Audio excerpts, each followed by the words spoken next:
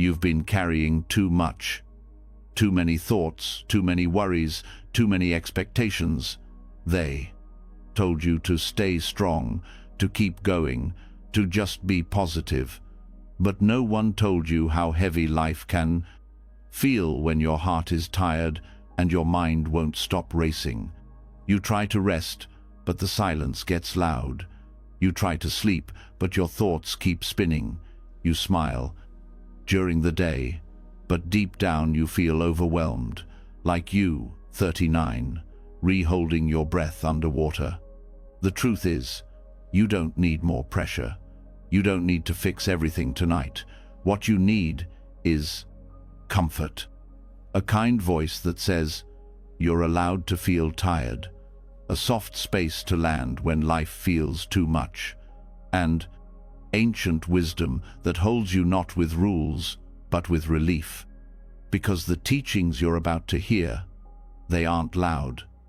They don't shout or demand. They soothe. They whisper peace to your nervous system. They remind your soul that even in chaos, you can still be calm. Even in exhaustion, you can still feel held. Even in the dark, there is still light. This isn't just something to help you fall asleep. This is something that helps you let go of the fear, of the tension, of the noise that's been living in your chest.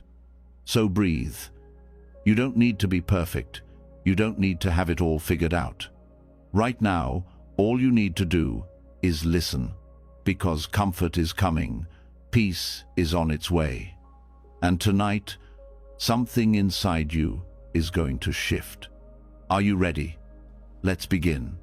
Sometimes, the heaviest thing we carry is the belief that we have to hold it all together, that if we don't, think about the problem, it will get worse, that if we don't control every detail, something will fall apart. This way of living becomes a silent weight, the kind no one sees but you feel every second. Letting go isn't about giving up. It's not about becoming passive or uncaring. Letting go is an act of trust. Not in others, not even in the world, but in the moment itself. It's the moment you decide that your mind doesn't need to be on full alert while your heart begs for rest. The breath teaches this better than words ever could. Every inhale is a gathering. Every exhale is a datation. Release. And yet, most people live their lives only half-breathing. Breathing in tension, holding it, storing it in their shoulders, their neck, their gut, but never fully letting it leave. Tonight, that pattern starts to shift. If you've ever noticed how your body tenses when you, 39, re-deep in thought, how your jaw clenches or your fists close when stress builds, then you've already met the signals. These are your cues. Your body speaks through them. It's asking you to let go, not with words, but with breath. Take a moment now, without changing anything. Just notice your breathing. Don't fix it. Don't make it deeper. Just feel it. Is it shallow? Is it tight? Does it pause in the middle as if unsure whether to keep going? That hesitation you feel, that's the moment you can change everything. When you exhale with intention, you send a message to your nervous system. I am safe. I don't need to brace. I don't need to defend. The muscles that tighten during the day, the ones that protect you, guard you, help you push through. It's okay for them to soften now. Releasing isn't loud. It's not a breakdown. It's quiet. It's the way leaves fall without resistance. It's the way rivers don't argue with rocks, they flow around them. Letting go emotionally is like that. It doesn't require drama. It requires honesty. There's an exercise used in certain mindfulness practices called softening around the emotion. The idea is simple but powerful. Instead of resisting what you feel, fear, sadness, frustration, you notice it. You Sit beside it like you would sit beside a tired friend. You breathe, and you say inwardly, "It's okay for this to be here, and it's okay for it to go." We're taught to push pain away, distract, escape, numb. But what if your pain isn't a problem to solve, but a signal that something in you is ready to be released, not fixed, not solved, just released? Breath is how we begin. Inhale, feel the tension rise like a wave. Exhale, feel it leave like mist. This is not performance. There's no perfect way to do it. If your breath is shaky, that's okay. If it's shallow, that's okay too. What matters is your awareness. The decision to stay present instead of collapsing into thought spirals. Throughout the day, we build up micro moments of stress, tiny things. An email that annoyed you, a conversation that didn't go right, a look someone gave you that made you feel small. These moments don't disappear. They collect, like dust on a shelf, and at night they often rise back to the surface. The body remembers what the mind tries to forget. That's why this practice matters. Each breath is a quiet clearing. Each exhale a broom sweeping the broom, sweeping the broom, sweeping the broom, sweeping the broom, sweeping the broom, sweeping the brooms. Nervous system. You may not notice change instantly, but something deep within you will. If emotions come up as you do this, let them. That's not weakness, that's truth. Sometimes we need to feel in order to finally be free. There's a technique called noting in Vipassana meditation. You observe what arises in the mind and label it softly: worry, tension, planning, regret. You notice it, and then you return to the breath. No judgment, no getting pulled in, just labeling, observing, releasing. Why does this help? Because the mind craves stories. It wants to dive into the narrative of your emotions. But when you label them instead of feeding them, you step outside the loop. You begin to separate your sense of self from the chaos. You become the observer, not the reactor. That's letting go, not by force, but by awareness. Another layer of emotional release happens when you stop trying to manage the outcome of things. So much of our stress comes from clinging to how things should go, how people should behave, how our life should unfold. But clinging turns breath into tension. It hardens the body. It keeps you in a constant low-grade fight mode. The practice here is not easy, but it's powerful. Drop the should, embrace what is. That doesn't mean you give up on growth. It means you stop resisting reality. When you accept what is, here, in this moment, you reclaim your power. That resistance, this shouldn't be happening, that's the real source of pain. The moment you let that go, even just for a breath, you feel space. You feel peace. Letting go also means releasing the role you think you have to play. The strong one, the responsible one, the one who keeps everything together. Who says you can't rest? Who says you can't cry? Who says you have to figure it all out before your head hits the pillow? You don't. There is something deeply healing about being honest with yourself, especially before sleep, saying, "I'm overwhelmed. I'm tired." And that's okay. That honesty makes space. And in that space, healing begins. We often believe that if we don't keep thinking about something, we'll lose control.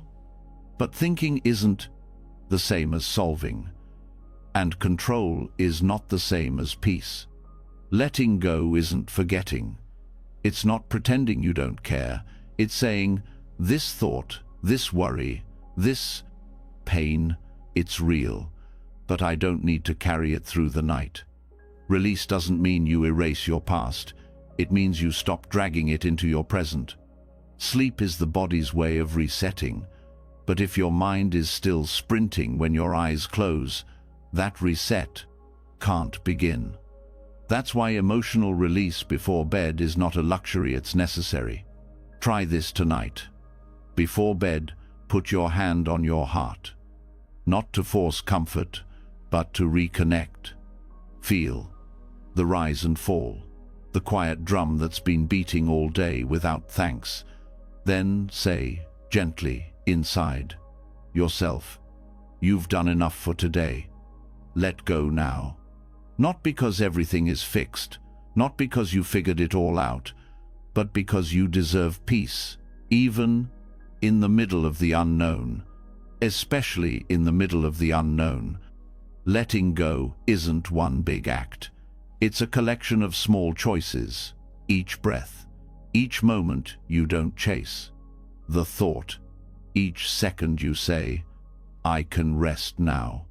When you begin to treat rest as sacred, your body listens, your mind follows. Not immediately, but eventually. Over time, sleep becomes not just a physical act, but an emotional release, a ritual, a return. You may find, as you continue this practice, that your dreams change, that your mornings feel lighter, not because your life became easier, but because you stopped gripping it so tightly. Letting go gives life back to you, breath by breath. So tonight, instead of trying harder to sleep, try softer. Instead of reaching for control, reach for presence. Let your body be the guide. Let your breath be the anchor. Let your awareness be the gentle hand that says, you don't need to hold everything right now. There is a part of you that already knows how to release. It's the part that sighs when you see a sunset. The part that softens when someone says, it's okay, I've got you. That part still lives in you. It always has. You don't need permission to let go, but in case you've been waiting for it, here it is. You're allowed to stop. You're allowed to breathe. You're allowed to exhale not just air, but the weight you've been carrying. Let tonight be the night you don't fall asleep with clenched fists.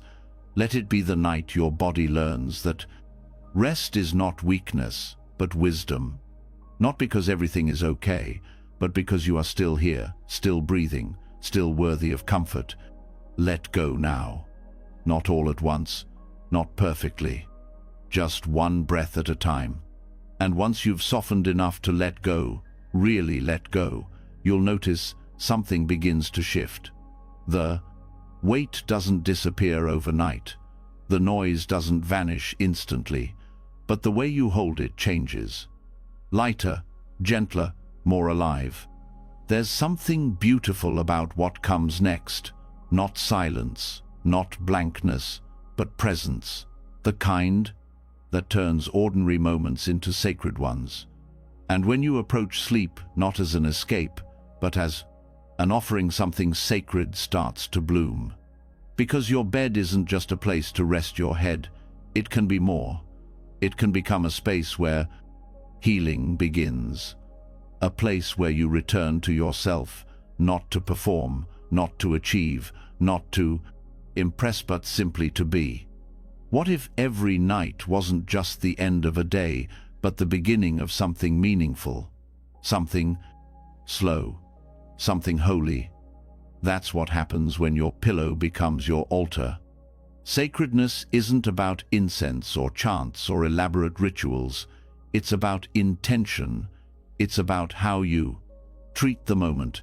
And sleep, the most intimate part of your daily cycle, deserves more than just a rushed collapse into unconsciousness. It deserves your attention, your care, your respect. In Buddhist temples, there's rhythm, not the loud kind, the steady kind, gentle bells, soft footfalls, chants that aren't meant to be impressive, but grounding. That rhythm isn't for show. It exists to remind the body and mind to return to simplicity, to presence, to peace. You can borrow that rhythm. You can bring it into your bedroom, into your breath. Think of how you usually prepare for sleep. Is it fast, distracted? Do you check your phone until your eyes blur? Do you carry the day into your bed with emails, texts, unfinished thoughts? Most people do. Most people sleep with tension still clinging to them like dust they forgot to shake off. But there's another way. Start by creating an ending, not just for your tasks, but for your energy. A true closing. Not everything needs to be resolved before bed, but everything needs to be released. That's what rituals help with. They aren't rules, they're containers. They hold space so your mind doesn't have to. Try this. Choose one small act to repeat every night. Not because you have to, but because your body craves rhythm. Maybe it's lighting a candle, washing your face slowly, touching your bed sheets with awareness instead of distraction. That small act is not random, it becomes your bell, your signal that the day is done and something quieter begins. What matters most is that you slow down, not for the sake of slowness, but to feel what's really there. A ritual works when it helps you return to yourself, when it reminds you that this moment matters not for productivity, but for presence. This isn't a performance. You're not trying to be spiritual. You're being honest. You're giving the body what it truly wants at the end of the day. Peace, stillness, release. Not through force, but through attention. Buddhist monks rise early, chant softly, walk with intention. But it's not the act that's sacred. It's how they do it, with presence, with humility, with reverence. For now, you can treat your bedtime with the same reverence. You don't need to change your whole life, just how you show up for this moment. Even something as small as fluffing your pillow becomes meaningful when done with care. It's no longer just a routine, it becomes preparation, a soft ceremony. You're not just getting ready to sleep, you're creating space for your mind to land. Think of your pillow as more than fabric. Think of it as a witness. It's been there through everything. The late nights, the tearful ones, the joyful ones. It holds the shape of your head like an old friend who knows how to hold space without asking questions. Rest becomes sacred when you treat it like something that matters. Not because you earned it, not because you did enough, but because being alive is reason enough. In Buddhist teachings, the temple is not just a building, it's any place where truth is honored. That means your bed can be your temple, not through perfection, but through presence. You don't need silence to feel sacred. You need sincerity. That's the difference between collapsing into bed and arriving in bed. One is escape, the other is connection. Let your body sink, not out of exhaustion, but out of safety. Let the mattress receive you like the ground receives the rain without resistance. Let the night hold you without expectation. There's a phrase used in meditation, arriving fully, not just physically, but emotionally, mentally, spiritually. You can do that each night. Pause before you lie down. Place your hand on your chest. Feel the beating heart. Let that be your temple bell. No one else needs to understand your ritual. It's not for them. It's for you. For the part of you that's tired of rushing. For the part of you that's carried too much. For the part of you that forgot what it feels like to be gently held. Some people think rituals are old-fashioned, but rituals are how we make sense of the passing of time. Without them, the days blur. With them, we mark transition. We create space. We allow transformation. And transformation doesn't always look like change. Sometimes it just looks like deeper noticing.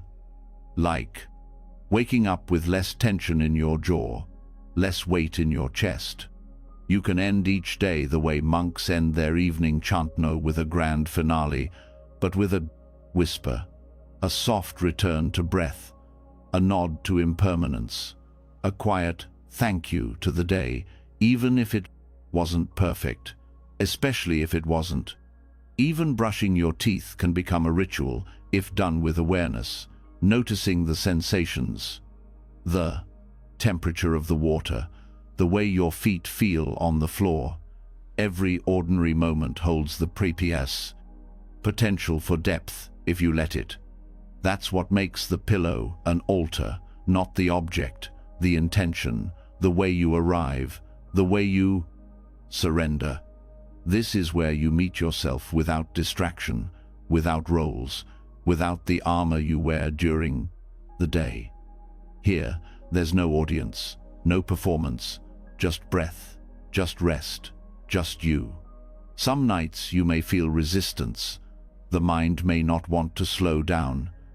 That's okay. Don't fight it. Let the ritual carry you. Let it hold you the way rhythm holds a chant, steady, calm, patient. This is where you learn the art of trust. Trust that you don't need to carry the entire world into your dreams. Trust that your body knows what it's doing. Trust that silence is not empty. It's full of healing. Create a phrase that belongs only to you, a mantra for your night. It doesn't need to be poetic. It just needs to feel honest. Something like, I return to myself now, or it's safe to rest. Let it be simple. Let it be real. Repeat it with your breath. Let it anchor you. The brain loves rhythm. It responds to repetition. That's why rituals work. They're not magic, they're memory. The body begins to associate the pattern with safety. Over time, your system learns. This is when we let go. This is when we rest. If you light a candle, let it mean something, not just for scent or ambiance. Let it be your reminder. Light still exists, even in darkness. Let it signal a shift, from effort to ease, from thought to presence.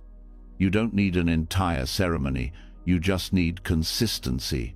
That one moment each night that says, I honor this space, I honor my need to stop, I honor the silence as much as I honored the noise. When the lights go out, let that be a blessing. Let darkness become your cloak, not your fear. A space where nothing is asked of you except to simply be. The more you return to this nightly rhythm, the more it becomes your teacher. It shows you what matters, what doesn't, what needs to be carried, what can be put down. Ritual does not promise perfection. It promises presence. And presence, when repeated over time, becomes healing. No one can do this part for you, but once you begin, you'll realize it's not effort, it's nourishment, it's the meal your soul's been asking for. So tonight, when you prepare for sleep, prepare with care, not with urgency, but with reverence. Even if the day was hard, even if your mind is cluttered, let the act of laying down become a sacred return. Let your pillow hold more than your head. Let it hold your release. Let it hold your trust. Let it hold every silent thank you that you were too busy to say during the day. This is not the end of the story, just the soft pause between chapters. And how you pause changes everything. Close your eyes, not as escape, but as arrival. Let this be your rhythm. Let this be your altar. Let this be your night. And once the rhythm is set, once the night begins to wrap around you like a soft vow, you realize something else waiting beneath the stillness, beneath the breath, beneath the ritual. A quiet question that stirs in the dark. Who are you when there's nothing left to hold? When there's no schedule, no mirror, no name being called, what remains? Not as a crisis, but as a gentle wondering, a soft loosening of everything you thought you had to be. Because some of the weight you carry isn't from tasks, it's from identity. And now, in the silence of midnight, it, 39's, finally safe. To explore what happens when you let go of even that. Every day you wear names, roles, stories. Some are chosen, some handed to you, some were whispered into you before you knew you had a choice. You wear them like skin: mother, leader, partner, fixer, quiet one, strong one, anxious one. You live inside them, build your habits around them, define your worth by them, and then you go to sleep wondering why you still feel so heavy. It's not your fault. The world trains us to be someone, to have a label, a category, a status. But those identities, helpful as they can be during the day, aren't always meant to follow us into the night, especially when you're trying to rest. Because underneath all the labels, there's something simpler, something clearer, something untouched by pressure, expectation, or comparison. That something is not a thing at all. It has no name, no brand, no backstory. Buddhist teachings call it anatta, no self, not meaning you are nothing, but meaning you are not what you cling to. You are not your thoughts. You are not your habits. You are not your past. At midnight, that truth becomes more accessible, not because the concept gets easier, but because the silence creates space. The noise fades. The external world stops asking things from you. And for a moment, there's a doorway into something softer than ego. When you rest your head on the pillow and let go of your roles, you don't disappear. You return to something more true, something that was always there underneath the doing, the proving, the shaping. This is not philosophy for the sake of thinking. It's practice. It's about rest, deep rest, the kind that doesn't just soothe the body, but frees the mind from its masks. At night, there is no one to impress, no one to convince, no spotlight to stand under. The thoughts may still try to rehearse the day, but you don't have to follow. You don't have to identify with every thought that passes through.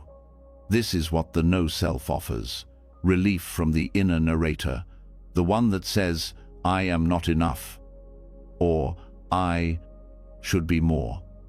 The one that replays arguments, the one that chases validation.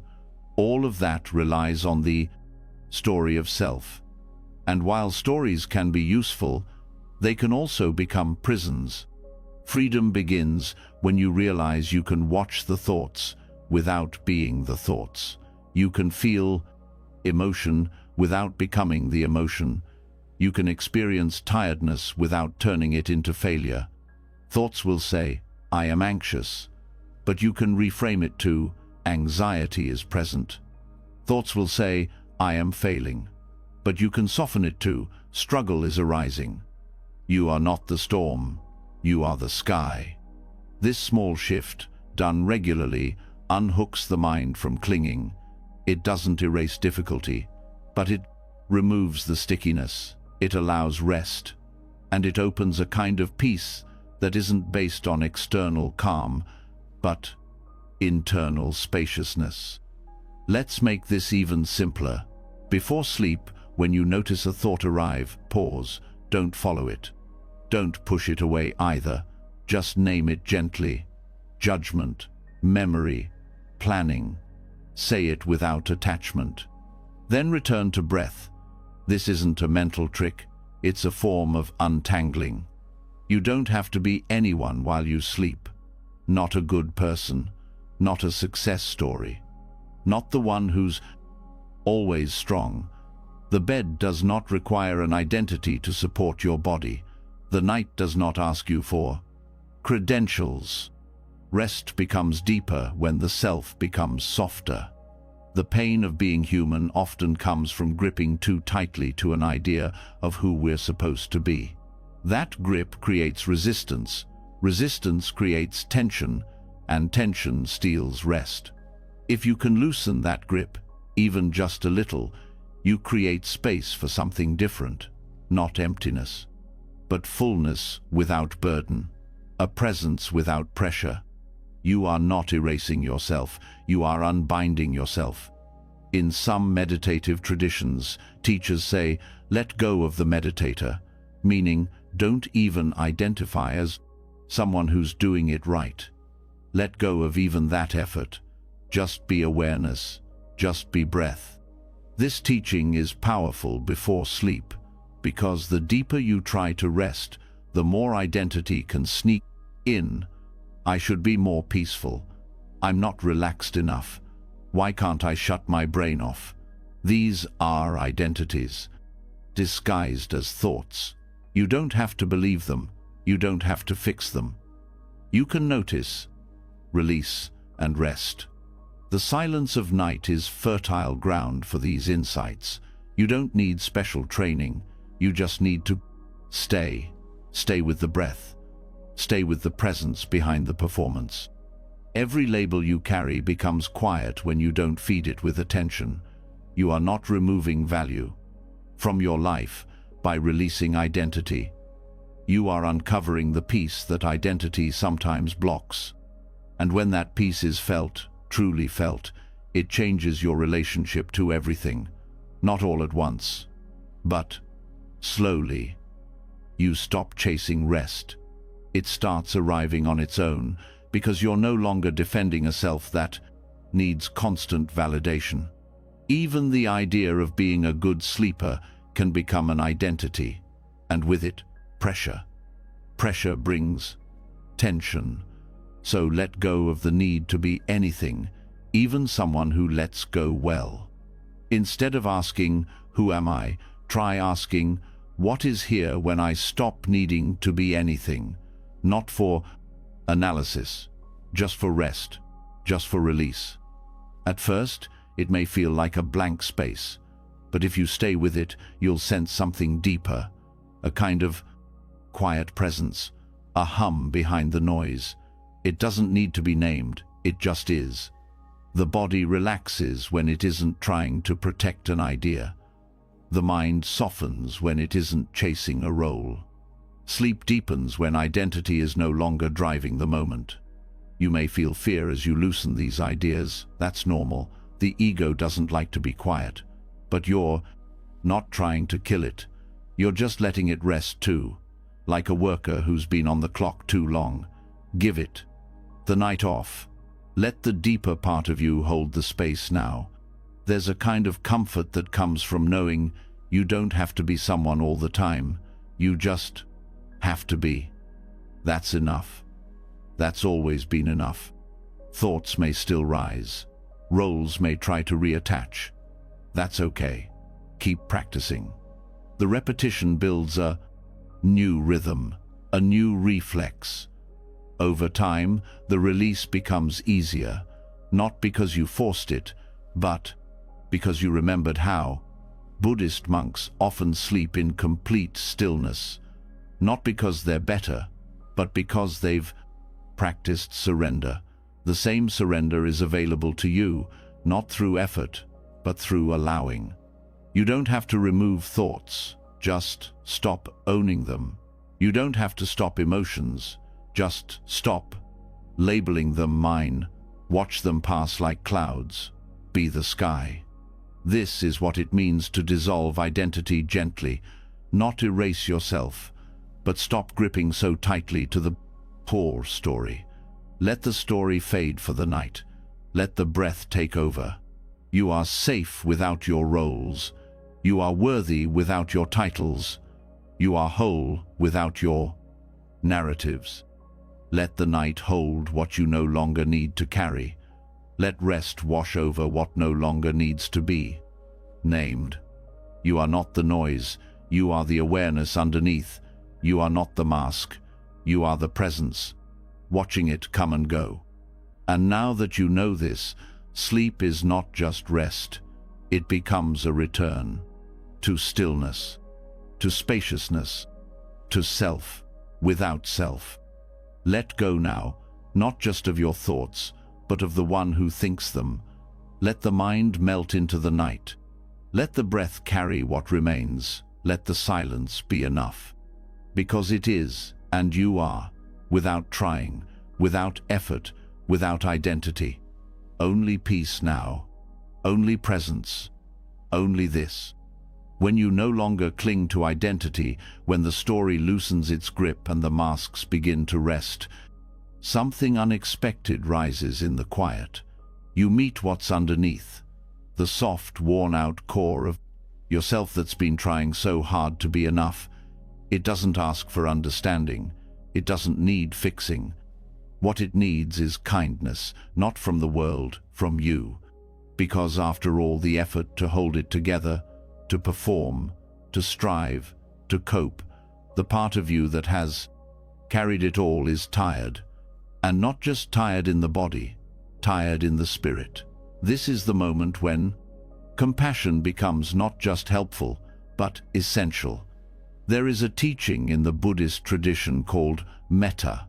It means loving kindness, a deep, sincere wish for well-being, both for yourself and others. But in moments of exhaustion, most people forget the first part. They remember how to give kindness to the world, but not how to offer it inward. When you are worn out, you don't need more pressure. You don't need better routines or louder motivation. You need care, not performance, not strategy, just presence with warmth. And that starts with meeting yourself as you are, not as you wish you were. Mental fatigue has a way of distorting reality. It makes you think your thoughts are truths. It makes you believe that being tired is the same as being broken, but that isn't real. Being overwhelmed doesn't mean you've failed.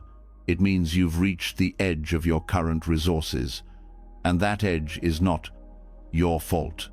The antidote to this isn't to try harder, it's to respond differently, with gentleness instead of judgment, with acceptance instead of blame. You do not motivate a tired soul by yelling at it. You meet it like you would meet a child who's been crying for hours, not with force, with kindness, with steady hands and quiet understanding. Loving kindness begins with the decision to stop fighting yourself, even when you don't feel strong, even when you feel like you don't deserve softness. That's often when you need it most. Metta is not a reward for perfection. It's a practice for the imperfect. You begin simply, in silence, in stillness, not with loud declarations, but with the smallest whisper inside. May I be at ease. May I find peace. May I let go of harshness. You don't have to believe the words yet. You just need to speak them quietly and sincerely. Let them echo in the background of your breath. You can place a hand on your chest or your belly if it helps bring you closer to presence. Feel the warmth there, the rhythm. The body still working for you, even when your mind feels lost. This is not an affirmation exercise. It's not about forcing positivity. It's about reconnecting to the quiet truth that you are worthy of kindness simply because you exist. Metta grows with repetition. Like a seed watered each night, you offer it not because you feel loving, but because the offering itself creates warmth. You can say to yourself, I see your pain. I see your weariness. And I'm here. Not to fix, just to stay. That staying is the medicine. When you stay with yourself, without judgment, something in you begins to soften. The tight places loosen. The inner critic becomes quieter. You learn to hold your experience instead of escaping it. You stop asking, what's wrong with me? And begin asking, what do I need right now? Most of the time, what you need is not complicated. Rest, comfort, slowness, and space to not be okay. without being made wrong for it. Metta doesn't erase pain, it changes your relationship to it. Instead of pain becoming proof that you've failed, it becomes a signal to pause and offer support. When you extend kindness to yourself, you begin to repair the part of you that thinks love must be earned. You remind yourself that worthiness is not a transaction, it's the ground you're already standing on. In the face of mental fatigue, loving kindness is not indulgence, it's resilience. It is what allows you to rest without guilt, to stop without shame, to heal without apology. There's a quiet strength in being able to say, I am doing the best I can, even if the best looks like barely holding on, even if the best is messy, even if the best is simply getting through the next breath. In Buddhist practice, the phrases of metta are repeated with calm attention. May I be safe, may I be well, may I be peaceful, may I live with ease. These aren't magic words, they are reminders, anchors. They speak directly to the nervous system, calming the places that feel chaotic, overwhelmed, or unloved. Mental fatigue makes the world feel sharp. Thoughts race, emotions blur. But loving kindness offers a soft edge. It reminds you that you don't have to be your energy level. You don't have to become your burnout. You are still you beneath it, whole, intact, worthy. Practicing this doesn't require silence. It doesn't need a meditation cushion or perfect posture. You can do it lying down, with eyes heavy and breath uneven. The only requirement is willingness. A willingness to be with yourself, gently, without pushing.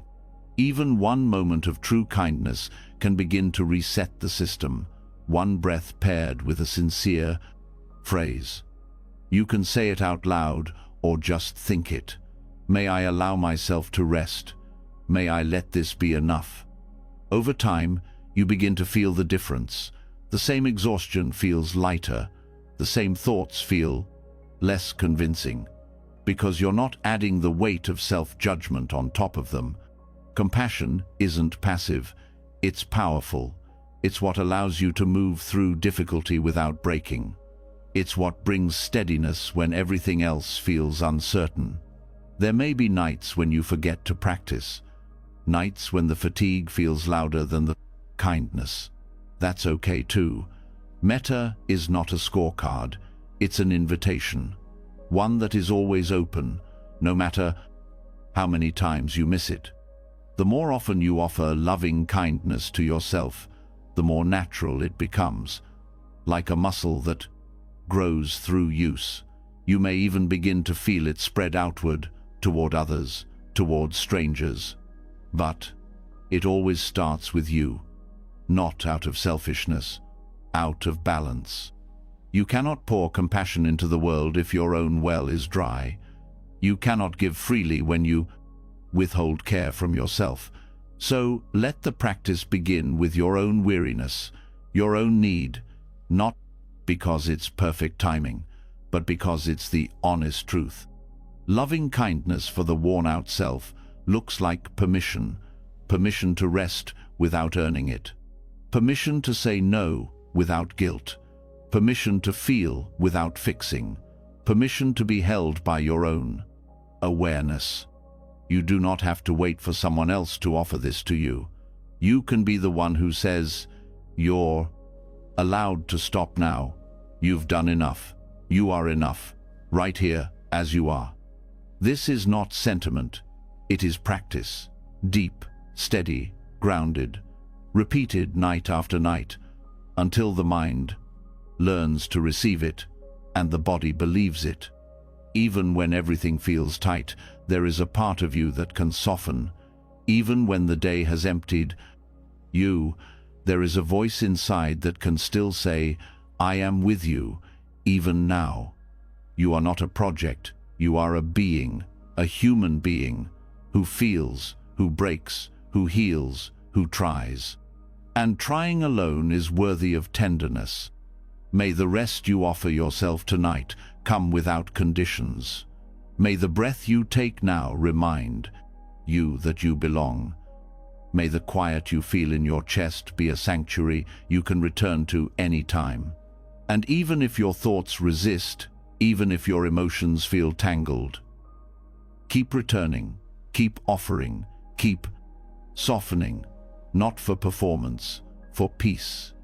This is metta. This is loving kindness. This is your medicine. You've tried pushing, you've tried proving, you've tried pretending everything was fine. Now try love, quietly, steadily, deeply, especially when you feel like you don't deserve it.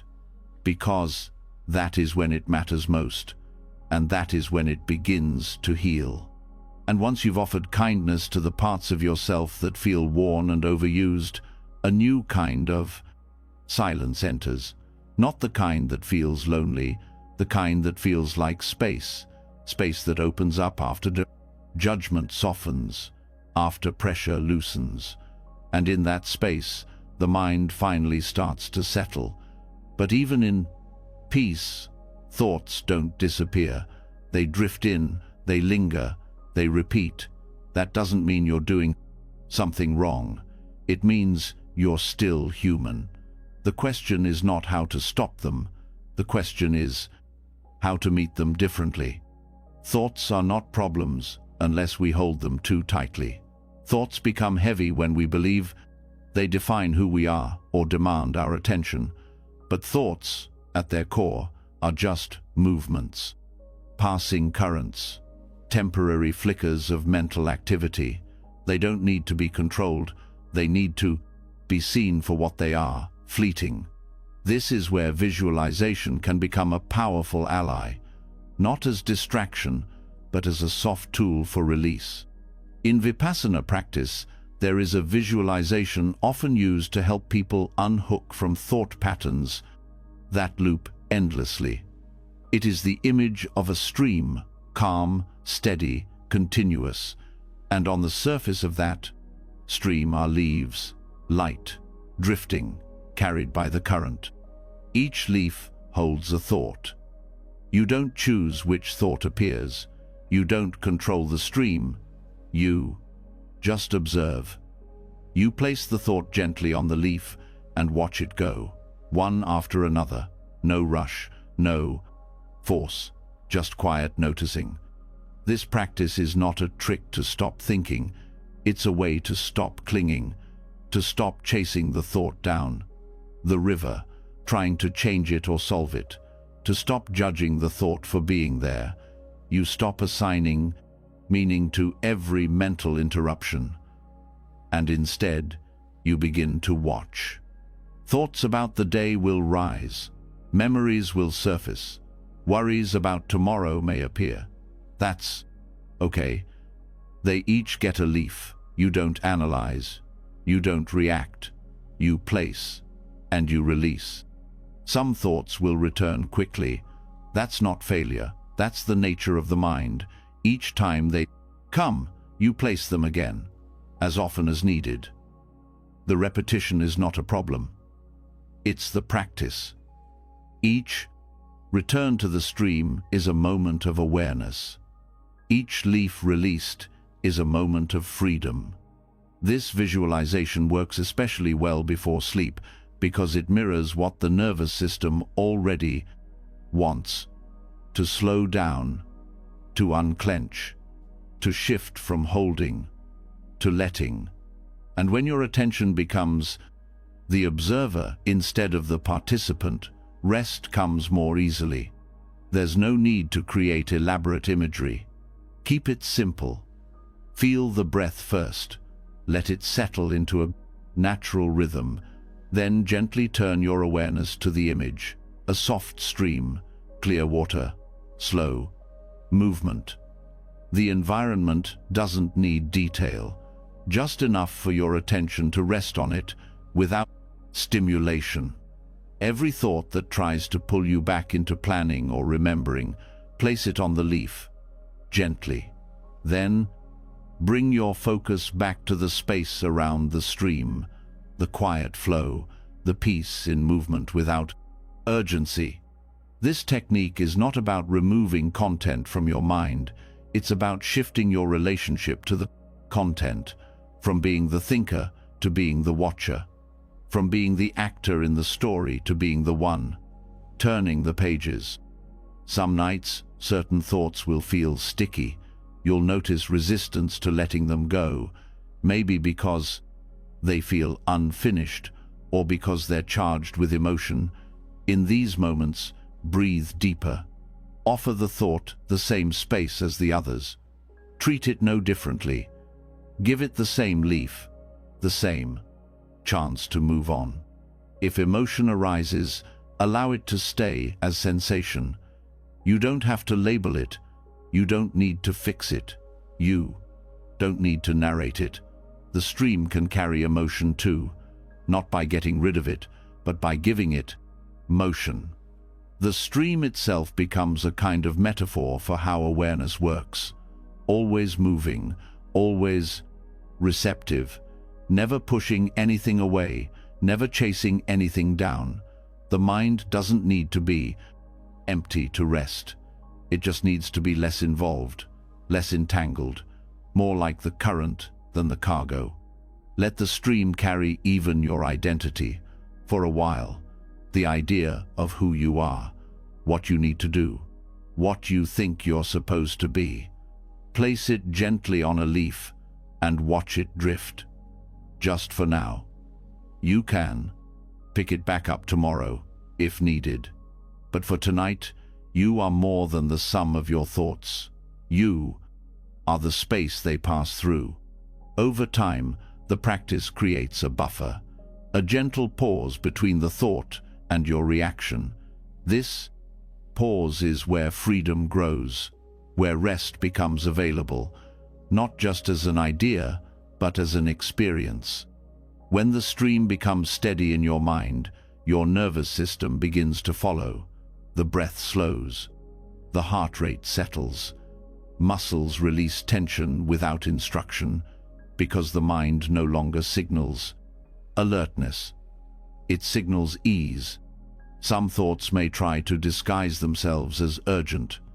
The mind will tell you that this one needs solving right now.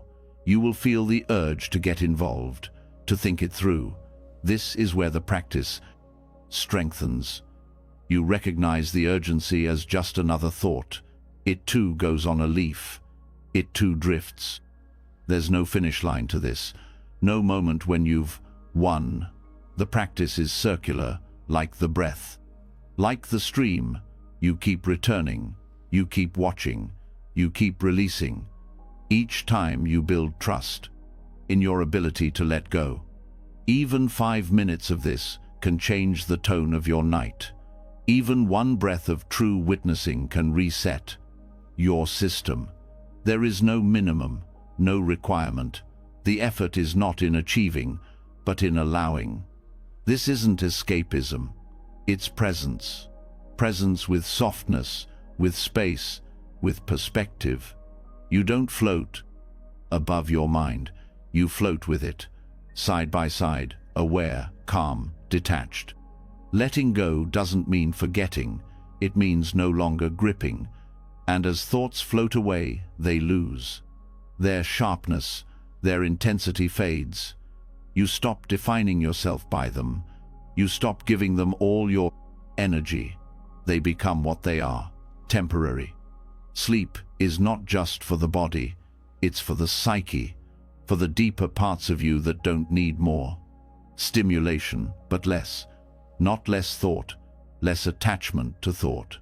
The stream can carry everything, even your plans, even your doubts, even your deepest confessions. It doesn't judge, it doesn't hold, it moves. That movement is what sets you free. No matter how busy the mind has been today, this moment is a chance to shift. You don't have to fix what was stirred up. You don't have to finish the loop. You can meet it all with this practice, with this image, with this release. The mind is not your enemy. It's just noisy. The stream doesn't fight the leaves. It welcomes them and keeps moving. So can you. There will always be more thoughts. The stream doesn't need them to stop. It only needs your awareness to change, from holding to placing, from clinging to watching. And as you drift further into stillness, the stream will carry your thoughts even before you name them. The habit will build. The current will strengthen. You will begin to feel a gap between what you think and who you are. That gap is peace. Let the practice continue, even if your focus drifts, even if sleep begins to blur the edges. Let that be part of it. The mind will soften, the breath will slow, thought will become light, and when rest finally takes over, it will feel earned, not through effort, but through surrender. No need to force anything, no need to control the pace. The stream flows on its own. All you have to do is trust its rhythm, trust its way, trust that it knows how to hold what you no longer need to carry. Let go now. Let the leaf take the weight. Let the current carry the noise. Let sleep arrive, not as a command, but as a gentle result of having released the mind from its grip. You've thought enough. You've held enough. Now it's time to drift, soft, light, clear, resting as the sky, while your thoughts float by. And in that stillness, everything begins to change. When the thoughts begin to drift downstream and the current carries them gently out of reach, what remains is often something quieter but heavier. Beneath the clutter of what-ifs and endless planning, there, 39, the subtle ache of regret. Not loud, not dramatic, just a soft pull in the chest, a feeling that something today could have gone differently. A word you wish you hadn't said, a choice you wish you could take back. That quiet loop replaying moments you cannot edit. It's not just the mind thinking anymore, it's the heart reviewing. And while it may seem like reflection, it's often repetition dressed in guilt. The mind tries to make sense of things. The heart tries to change what's already finished. And between the two, rest becomes harder to reach. This is where the practice shifts again, not from letting go of thoughts, but from letting go of judgment about the past.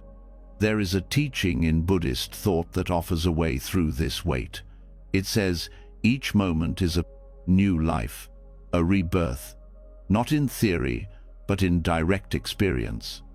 The person who made the mistake this morning is not the same one lying in bed now. That version of you is gone, changed, evolved. Whether slightly or fully, you are not frozen in time. And the truth is, neither are your actions. Karma is often misunderstood. It's not punishment. It's not a system of spiritual debt. It's cause and effect. Energy shaping energy. And when understood clearly, it becomes incredibly freeing, because what you do next matters more than what you've done already. The next breath holds more power than the last word spoken. When you lie down at night, your body already knows how to release. Muscles soften, joints loosen. But emotionally, the release takes intention. That intention begins by recognizing that regret is not a sign of failure. It's proof that you care. It shows you've grown enough to wish things had been done with more kindness, clarity, or strength. But growth is not served by guilt. Reflection helps only when it's paired with compassion. So you meet the regret not with punishment, but with understanding. You say to yourself, I see the moment I wish I could redo. I honor the feeling it brings. And now I release it. Not because it wasn't real, but because holding it longer will not make it better. This is not avoidance, it's wisdom, because dwelling doesn't heal, presence does. The cycle of karma, when seen clearly, gives you permission to start fresh with every breath. It allows space between moments. It says you are not the mistake. You are the awareness learning from it. Letting go of regret means giving yourself back your own energy. Energy that gets stuck when you loop inside memory. That energy could be used for repair if needed, for change if possible, for rest always. Some nights the mind will insist that today's actions define you, that your worth is tied to how perfect your behavior was. But that's not truth. That's fear wearing a mask of responsibility. True responsibility says, I learn, and then I move forward. I grow, and then I rest. I stumble, and then I rise again, not by force, but through release. To let go of regret is to trust that you are a process, not a product, that your life unfolds in chapters, that each page is meant to turn, no matter how it was written. Some pages will be messy, some will be graceful. All of them matter, but none of them define the whole book. This practice begins with breath. As always, it returns to breath. The breath you're taking now is not the same as the one before it. Each breath is a signal. Renewal is always available. And with each exhale, you send a message to the heart. It is okay to rest now. It is okay to let today close. One of the most compassionate things you can do for yourself is declare the day finished, not because it was perfect, but because it was enough, because trying to relive it won't change it, because the version of you that lived it is already dissolving into memory. That's not loss, that's freedom. Visualize it like this. Each moment is a footprint in the sand. The tide of sleep washes over it, and in the morning you walk again with new steps. But tonight, the footprints don't need to be preserved. They were real, they mattered, and now they can be softened. The act of releasing regret does not mean you ignore accountability. It means you do not carry the past as your identity. You carry it as a teacher, one that does not shout, one that does not demand, one that whispers gently, you are still growing. When emotions rise as you try to release the day, let them speak, let them move, then let them go. You don't need to keep explaining the moment to yourself. The mind will want to dissect. That's habit, not healing. Instead, try this. Speak to yourself as if you were someone you love. If they came to you with the same regret, how would you respond? Would you scold? Or would you say, it's okay to feel this, it's okay to grow from this, and it's okay to rest now? Offer that same care inward. Say the words you wish someone had said to you. Say, I forgive the me who didn't know better. I release the version of myself who acted out of fear. I welcome rest, not as avoidance, but as healing. These phrases are not for performance. They are not about pretending the pain isn't there. They are invitations to feel it, bless it, and let it return to the past where it belongs. You can place each regret on a breath. Let it rise in awareness. Let it be seen. Then exhale it. Let it move. Away like mist. Don't rush the process. Don't cling to it either. Just stay present with it. Let the breath be the bridge between the pain of the past and the peace of the present. The body follows where the mind leads. When the mind releases regret, the body begins to rest. The chest loosens. The stomach softens. Sleep becomes easier, not because the day was perfect, but because the burden of perfection is no longer being carried. There is beauty in unfinishedness, in not having all the answers, in being a work in progress that is still allowed to rest. You don't need to wait until you've fixed everything to feel peace. You just need to stop, arguing with the past long enough to hear the quiet voice of truth, you are still allowed to be gentle with yourself. This truth changes the way you view your nights. No longer just an ending, but a return to the Sate's simple fact that you are here, you are aware, you are learning, and you are free to let the day end. No matter how today went, it does not own you. No matter what was said, it does not define you. You do not owe the past your sleep. You do not need to repay the day with your rest. Tonight, you give yourself back the right to pause, to close your eyes without guilt, to enter sleep without punishment, to embrace the soft reset that each breath offers, because tomorrow will come, and with it, new choices, new chances, new clarity. But tonight, all that matters is this: the moment is enough, you are enough, and the past cannot follow you unless you carry it. So you place it down, gently, not out of bitterness, but out of love. Love for the version of you that tried. Love for the part of you that wants to rest. Love for the peace that waits just beyond the noise. Let today be complete. Let the mind be quiet. Let the breath carry you into a place where time slows, and regret fades, and healing begins without effort. You are not your mistakes. You are the one who sees them. You are the one who grows. And now you are the one who rests. Not because it's perfect, but because it is time, because you are ready, because nothing more is needed tonight. The day is done, the weight is set down, and the next breath is yours. Clean, quiet, free. Let it guide you now. Let it lead you home. When the day is finally released and you stop dragging the weight of what already happened, there's an unexpected stillness that shows up.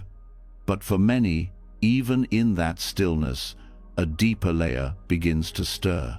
Not regret this time, but something else. A dull hum that doesn't leave easily. The kind of restlessness that doesn't 39. It have a name. It isn't one thought or one emotion. It's everything all at once. A quiet sense of being consumed by too much. That is the shape of overwhelm. And if you're not careful, it slips quietly into your nights. The body may be tired, the breath may be slow, but somewhere in the background, the overwhelm lingers like a low current. It tells you there, 39, more to worry about. That sleep is just a pause before the read's next round begins. And when this becomes the story your mind believes, rest becomes resistance. You don't feel safe closing your eyes. You don't feel like anything is truly done. And that's when anxiety grows in silence. But there is a way through this kind of overwhelm, and it begins with changing how you see it, not as something that defines you, but as something that passes through you, because nothing that comes from the mind ever stays. It only seems permanent because you've been staring at it too closely. In Buddhist teachings, this movement of constant rising and falling is described through the idea of samsara, not as a place, but as a pattern, a cycle of clinging, craving, aversion, and confusion that repeats again and again. It's not just an idea about life and death. It's something that happens hundreds of times each day. A thought comes. You cling to it. An emotion arises. You push it away. A fear surfaces. You believe it. And so the cycle keeps moving. But what if, in the quiet of your room, in the space between your breaths, you saw that cycle not as a trap, but as something you could slow down, witness, understand, and even soften?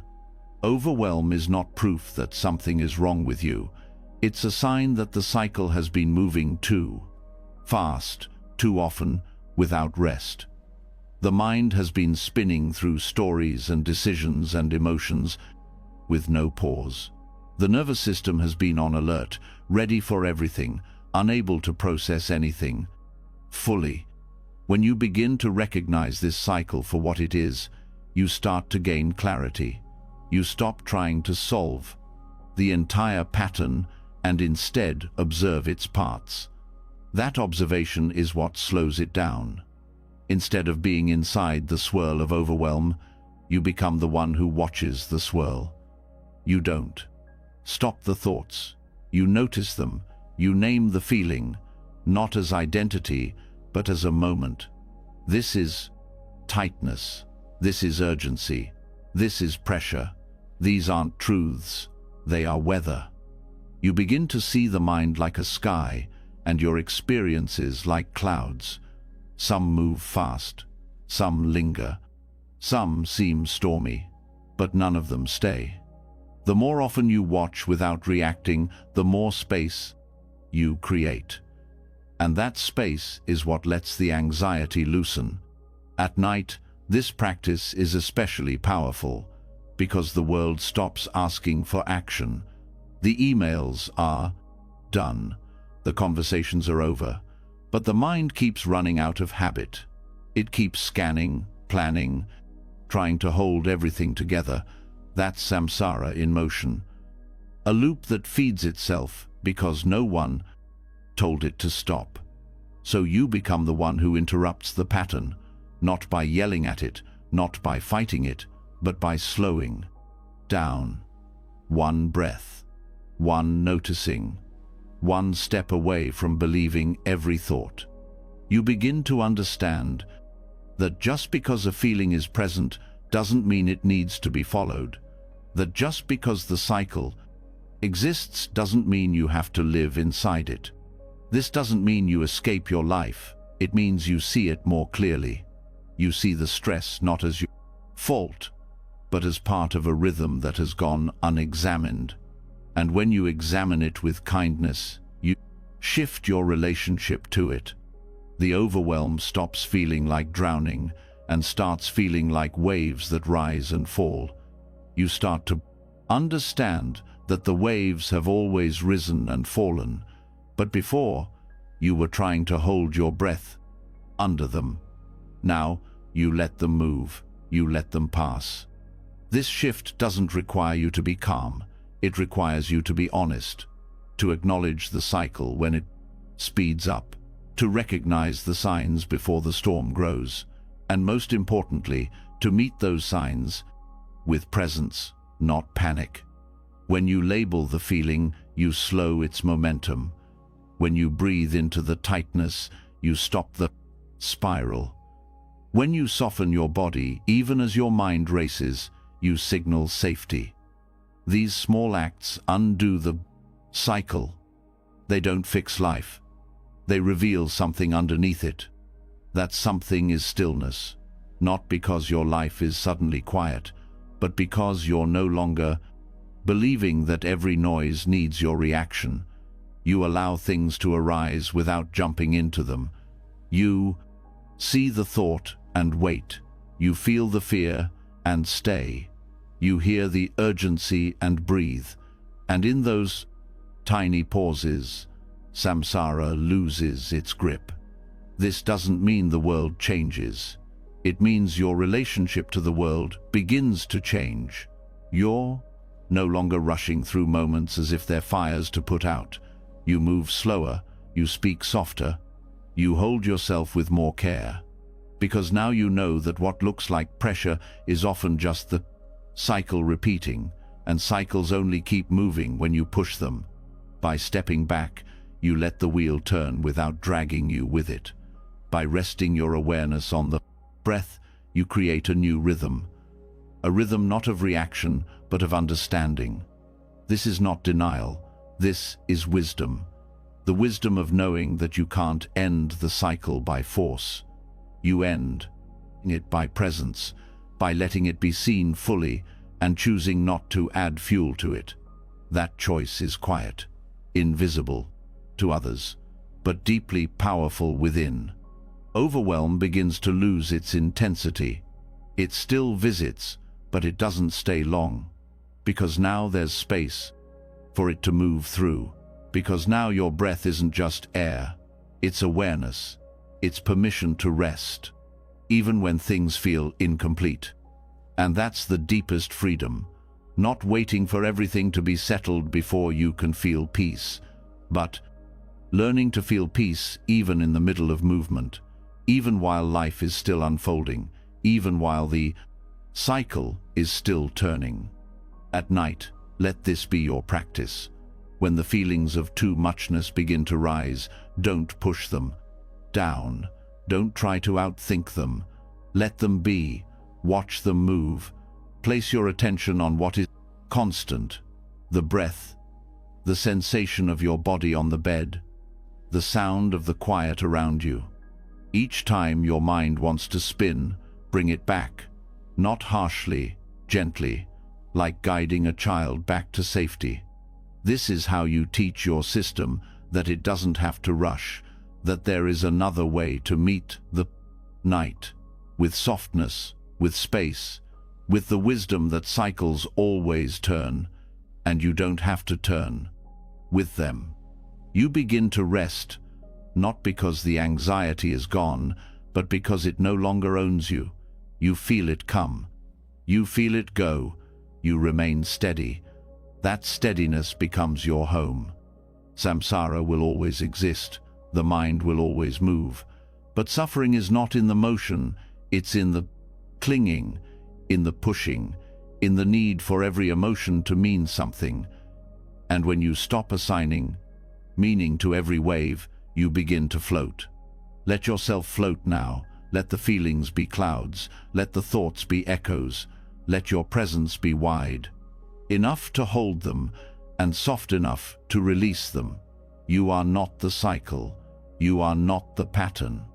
You are the one who sees, who stays, and who rests, even as the world keeps spinning.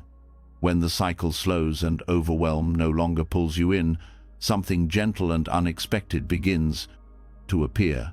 Beneath the stillness, there's a soft truth we often forget.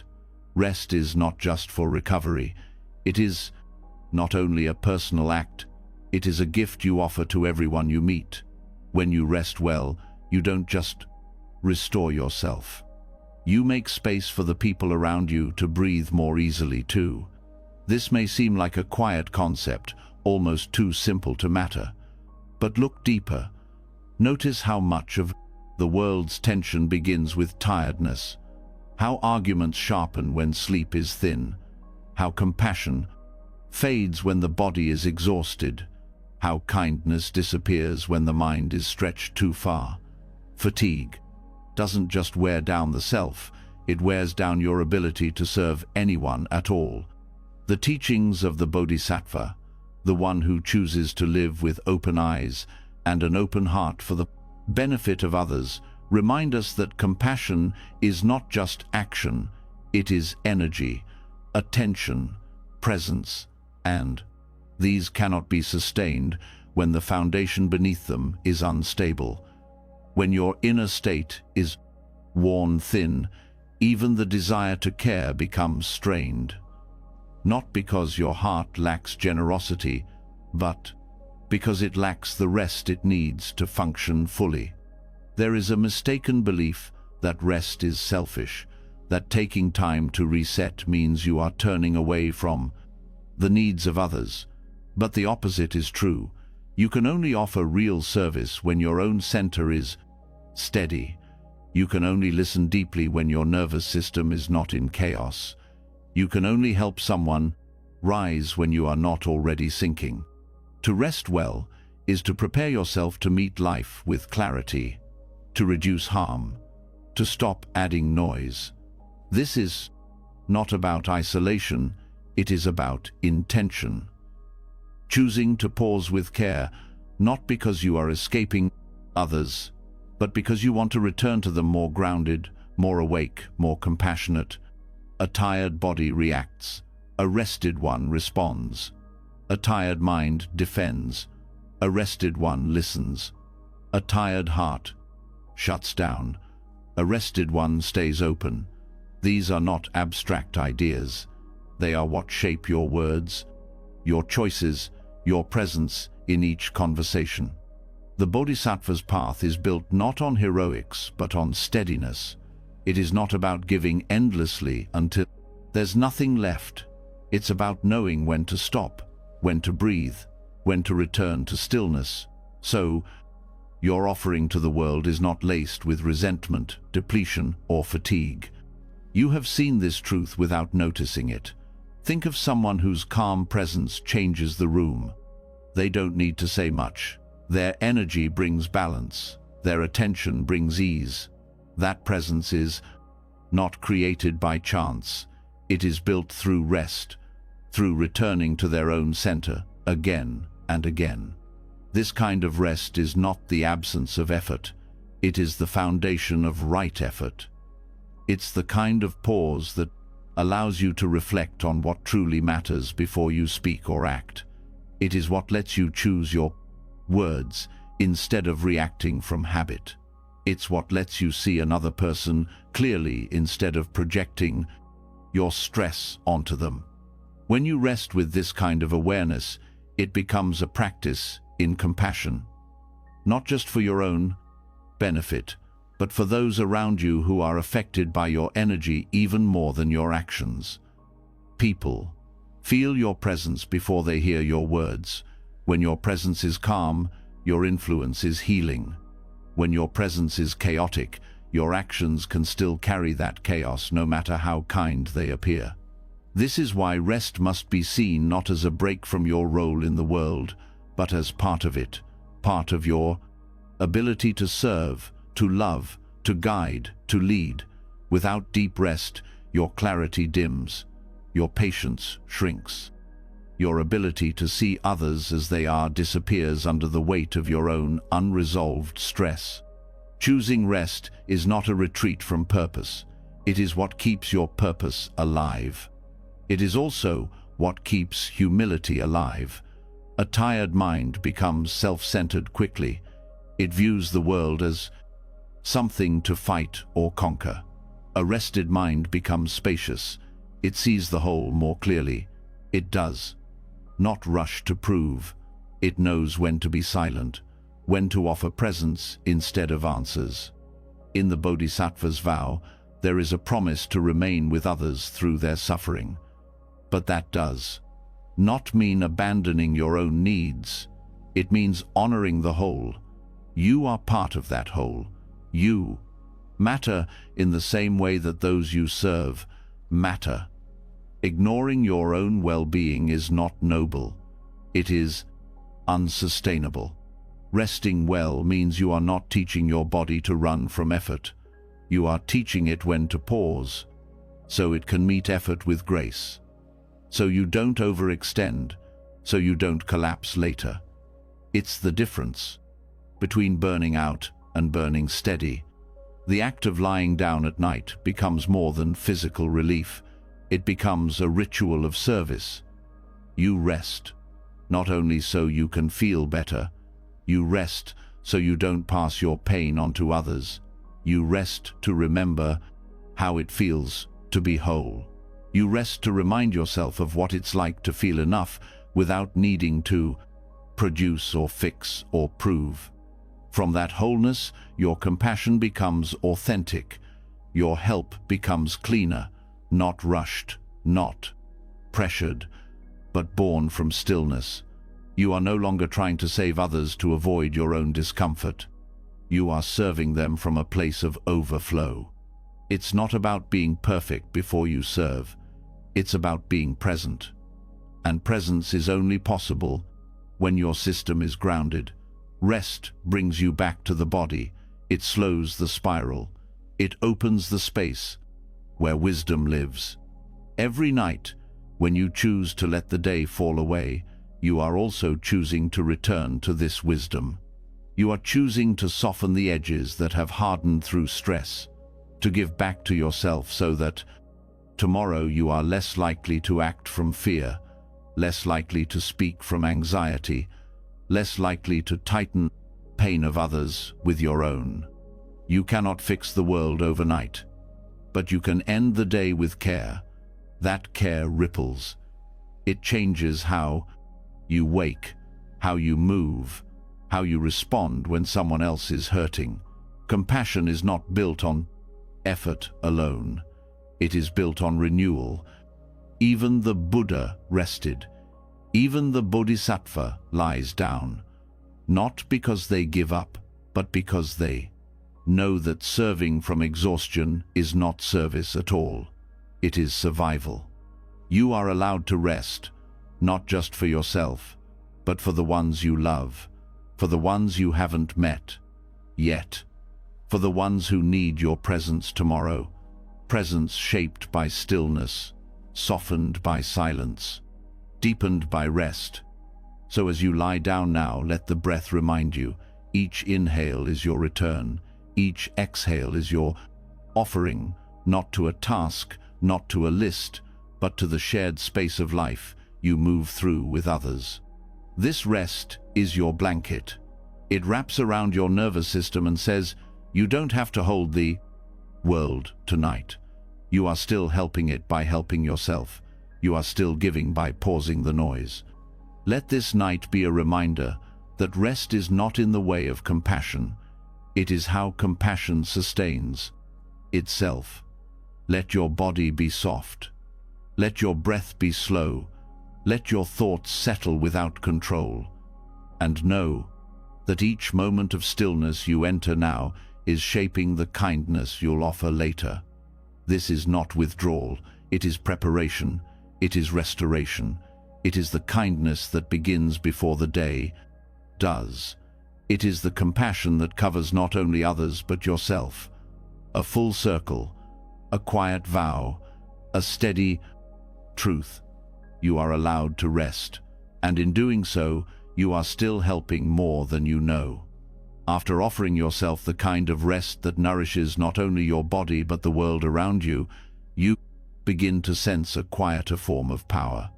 Not one built from doing, but from being. Not one that speaks loudly, but one that pulses from within. It's the kind of strength that doesn't need words to communicate its depth. And from this space, something ancient can awaken, a rhythm that has been passed through centuries, not always spoken aloud, but always felt. There are moments when the mind grows still enough to receive something deeper than thought, not an idea, not a memory, but a vibration, the presence of sound that exists even without voice. That's where mantra begins, in silence, in repetition, in the spaces between what we think and what we feel. The body holds rhythm even when the mind forgets. The heart beats, the breath flows. These are mantras of nature. When you introduce a sacred phrase into this rhythm, you begin to shape your energy. You give the mind something gentle to follow, something that doesn't demand, something that doesn't explain. Just a phrase, repeated softly within, guiding attention back when it wanders. Unlike affirmations, which try to convince the mind of something new, mantras bypass the mental debate. They don't argue, they don't analyze, they echo. And in the stillness of night, that echo becomes a doorway into peace. One of the most known and quietly powerful mantras from the Heart Sutra is Gate Gate Paragate. Parasamgate Bodhisvaha. This is not just a poetic sequence, it is a path, a progression. Gate means gone, gone beyond, gone altogether beyond, awakening, and so it is, not as a demand, but as a recognition. As you repeat it within, you are not trying to make something happen, you are aligning with what already is. Internal chanting is different from thinking. Thinking loops, chanting flows. It follows the breath, the putsaf, beat of your heart, the rhythm of your stillness. You are not trying to reach a goal. You are meeting yourself in the place beyond striving. To begin this practice, let the body settle first. Let the breath find its pace. Then choose one mantra. It doesn't have to be long. It can be just one phrase, one word. The mantra is not special because of its meaning. It's special because of your presence with it, because of the space it creates in your awareness. Repeat it softly inside. No voice, no sound, just the silent pulse of repetition. Not fast, not forced. Let it ride the wave of each exhale. Let it echo gently. When the mind drifts, come back to the phrase, not as correction, but as return. This return is everything. Each time you come back, the mantra deepens. It becomes not just a word, but a rhythm, a home, a place where the thinking mind softens and the nervous system begins to trust stillness again. There is a reason sacred sounds have existed across cultures. Long before written philosophy, there were vibrations, hums, chants, repeated tones. Because the body understands rhythm in a way the intellect does not. The cells respond, the breath aligns, the heart rate slows. Even without speaking, these sounds are alive within. You are not just remembering them, you are becoming them. Each repetition creates stability. It grounds your attention without needing analysis. It gives your mind something steady so it doesn't need to search. This is especially powerful before sleep. At night, the mind often looks for something to hold. When you give it a mantra, it no longer needs to reach into the past or project into tomorrow. It can rest inside something neutral, something gentle, something sacred. There's no wrong way to do this. The only guidance is presence. If you feel distracted, return to the phrase. If you feel sleepy, let the repetition become softer. It doesn't need to be perfect. It only needs to be sincere. If using Sanskrit feels distant, you can choose a mantra that feels close to your heart. Peace, let go, I am. Here, any phrase that carries calm and intention. The effect is not in the meaning alone, it's in the vibration of your awareness, repeating it over and over, until the repetition becomes effortless, until the phrase carries you. Over time, the mantra begins to repeat itself without your doing. It echoes beneath thought, like a quiet hum behind your day. That's not something to chase, that's something to allow, to notice. It's the nervous system remembering the rhythm, returning to it when tension begins to build again. These internal chants are like invisible blankets. They wrap around your thoughts and soften them. They do not erase the thinking mind. They quiet its sharpness. They do not reject the world. They give you a center from which to move through it with grace. You may find that some nights the mantra feels strong, like a steady current. Other nights it may feel faint. That's okay. Let it be what it is. The strength is not in volume, it's in presence. The act of returning, even when the mind wanders, builds a muscle of peace. There is a deep stillness found in silent repetition, a kind of stability that doesn't rely on your environment. You could be in noise or quiet. What matters is your internal alignment, your choice to sit inside the chant, like sitting in a sacred room. That room can go with you anywhere. Even during the day, when overwhelm creeps in, this practice becomes available. You don't need to close your eyes. You don't need a cushion, just a few repetitions inside your awareness. A return to the processing's sound that reminds you that you are not lost. You are not the thought. You are the space that holds it. All internal mantras are also deeply compassionate. They do not judge. They do not demand perfection.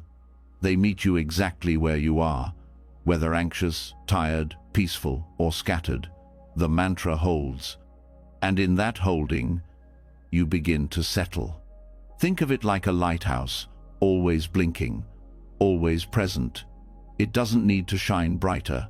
It only needs to stay. And as you move closer to it, your mind finds its way back. Not rushed, not corrected, just remembered. You are not chanting to impress anything. Not the world, not yourself. You are chanting to remember your own rhythm, the deeper current beneath the surface thoughts, the steady pulse of being that doesn't need proof. That repetition softens inner conflict. It creates cohesion where fragmentation existed. It brings the pieces of the day back together. It lets the heart rest without confusion. It lets the breath slow without fear. This is how mantra becomes medicine, not by changing your outer life, but by creating peace inside the peace life you already have. By showing the mind that it doesn't need to chase meaning in every corner. Sometimes peace is the meaning. Let the mantra follow you now, into your rest, into your dreams, into the places the waking mind cannot reach. Let it carry the softness of your intention and the strength of your awareness. Let it remind you that even in silence there is song. Even without words there is wisdom. This is your soundless chant, your internal prayer, your quiet revolution against noise and strain. Each repetition is a return. Each breath is a blessing. Each moment spent inside the mantra is another step into stillness. You don't need to try harder. You only need to stay. Stay with the rhythm. Stay with the pulse. Stay with the phrase that holds you even when nothing else does. Let the mantra be your resting place tonight. Let it lull the nervous system into peace. Let it remind the mind that it can rest now, that it doesn't need to fix, solve, or plan. That presence is enough. And as you continue to repeat it, not with force, but with softness, you begin to feel what you've always known. That peace does not come from silence alone. It comes from choosing what fills the silence. And you have chosen well. As the mantra continues silently in the background, something begins to shift that can't be measured by thought. The repetition, gentle and subtle, clears a space deeper than calm. It reconnects you to something older than language. You begin to sense it not just in the body, but in the space around it. A presence that doesn't belong to one person alone. A pace that is not created, but remembered. A rhythm that matches something much wider than the mind. When the chant fades, you don't fall into emptiness. You begin to return to something much more vast, something that has always known how to rest. There is a wisdom that lives far beneath ideas, and it is woven into the natural world. The breath of trees, the hush between waves, the stillness of soil. This rhythm is not rushed. It is not interrupted by doubt. It moves slowly, clearly, always adapting, always returning. When you begin to attune to this pace, something inside you begins to heal without needing permission. The Dharma, at its core, is not separate from the earth. It is reflected in the way everything changes. Nothing clings, nothing stays frozen. Trees grow and let go. Rivers carve through stone with patience. Seasons rise and pass without resistance. This is the teaching of impermanence, and it is not just a lesson for thought, it is a doorway to rest. You are part of this movement. You are not outside it. Your nervous system does not thrive in constant urgency. It was not designed to exist in a state of tension. It was designed to follow a rhythm, to rise and fall, to engage and release. But modern life doesn't teach this. It replaces rhythm with repetition. Constant input, constant demand. Sleep becomes another task, not a return. To rest like a forest is to remember that your body knows how to slow down, not because you make it, but because you allow it. When you stop interrupting your own natural rhythm, you begin to sense the deeper pattern, the way your breath slows when you feel safe, the way your thoughts pause when your body is warm and still, the way your awareness spreads when you no longer try to control every moment. The forest teaches this without speaking. It does not need to rush into bloom or push its leaves to fall. It moves in time with the cycle. You can too. You are not behind. You are not failing. You are out of sync. And this night is an invitation to return. Let your body rest into the pace of the earth. Let your thoughts align with the way clouds move. Let your emotions come and go like wind in the branches. There is no need to hold them, no need to fix them. Nature does not hold the skies still to prevent storms. It moves with what is. You can rest with what is too. Each part of you reflects this impermanence. Your breath changes without asking. Your heartbeat slows. As you soften, your mind lets go more easily when you stop trying to force it. You do not need a perfect routine. You need to stop resisting the body's wisdom. You need to step into the natural rhythm that has always been waiting. In Dharma practice, the concept of impermanence is not used to dismiss experience. It is used to free it, to stop clinging to what must pass, to stop fearing what will rise. When you apply this to sleep, you let the day end. You let the thoughts quiet. You let rest arrive, not because the world is silent, but because you are no longer fighting the noise. This is not escape. It is alignment. You are not walking away from your life. You are returning to its original rhythm, the rhythm you once knew without being taught, the rhythm that mirrors tides and moon phases and birdsong, the rhythm that understands healing does not happen through pushing, but through patience. When you lie down now, let the weight of your body meet the earth with trust. Let gravity do what it's been doing for centuries, holding, supporting, grounding. You do not need to float, you need to settle. And settling happens when you stop resisting rest. This is the moment when rest becomes more than physical. It becomes relational. You are no longer alone in your exhaustion. You are surrounded by a world that is always resting and waking, always releasing and beginning again. The mountain does not fear erosion. The river does not rush against its path. And you do not need to resist the pull of stillness. When the mind tries to speed up, bring it back to the pace of your breath, to the movement of your chest, to the sounds around you that do not demand response. This is how nature teaches without teaching, by being, by staying, by continuing on in silence. Your awareness is not separate from this. When you stop distracting it, it begins to widen.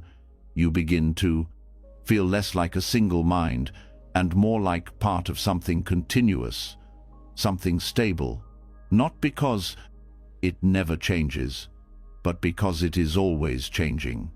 In the forest, even stillness is alive, even quiet holds growth. Roots spread in silence, soil shifts in sleep.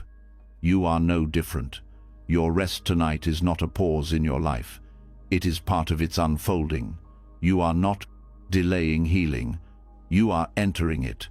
This kind of rest does not have goals. It does not measure success in hours or dreams. It softens what has been overworked. It cools what has been overheated.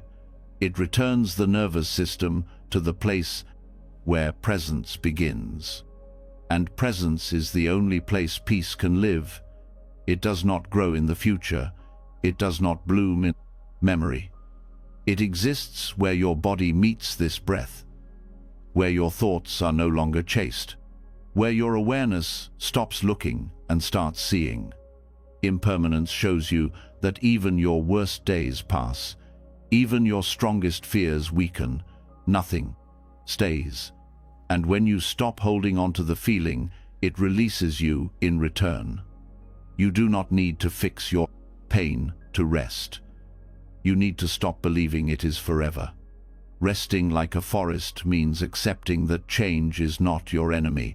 It is your relief. It is what keeps exhaustion from becoming permanent. It is what lets today be finished. It is what allows you to close your eyes without needing to know what comes next. And the forest does not panic when it sheds its leaves. It does not resist the dark. It does not fear the cold, because it trusts that what goes returns, that what ends is only a doorway to what will begin. Again, this is how rest deepens.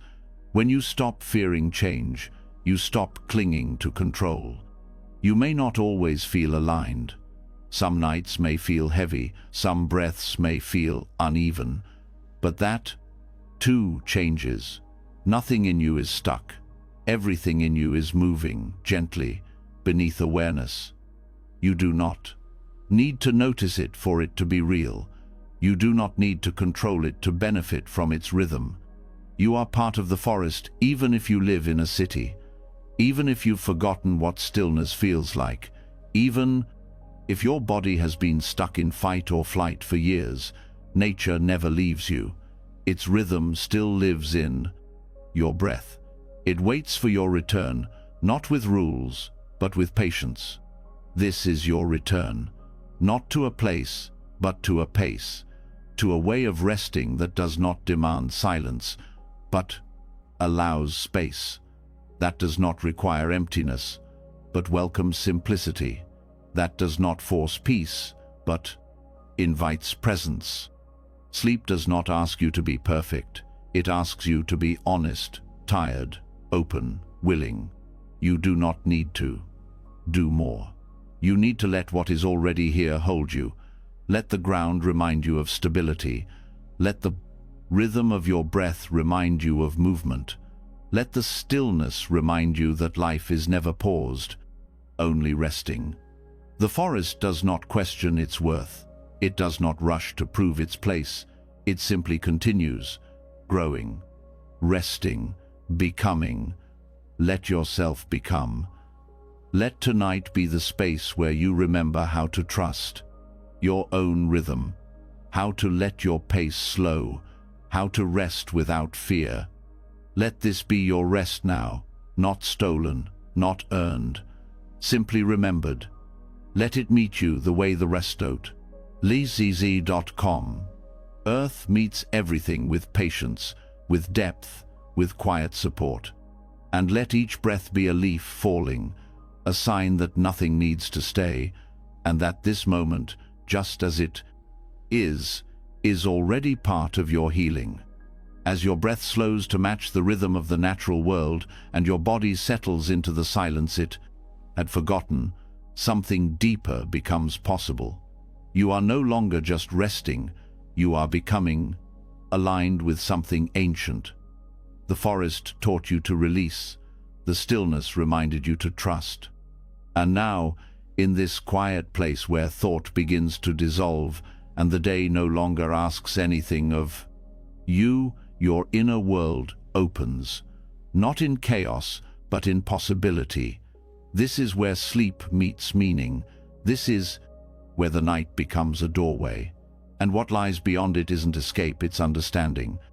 The mind, as it falls towards sleep, becomes more fluid, less defended, less attached to the ordinary frames of time and identity.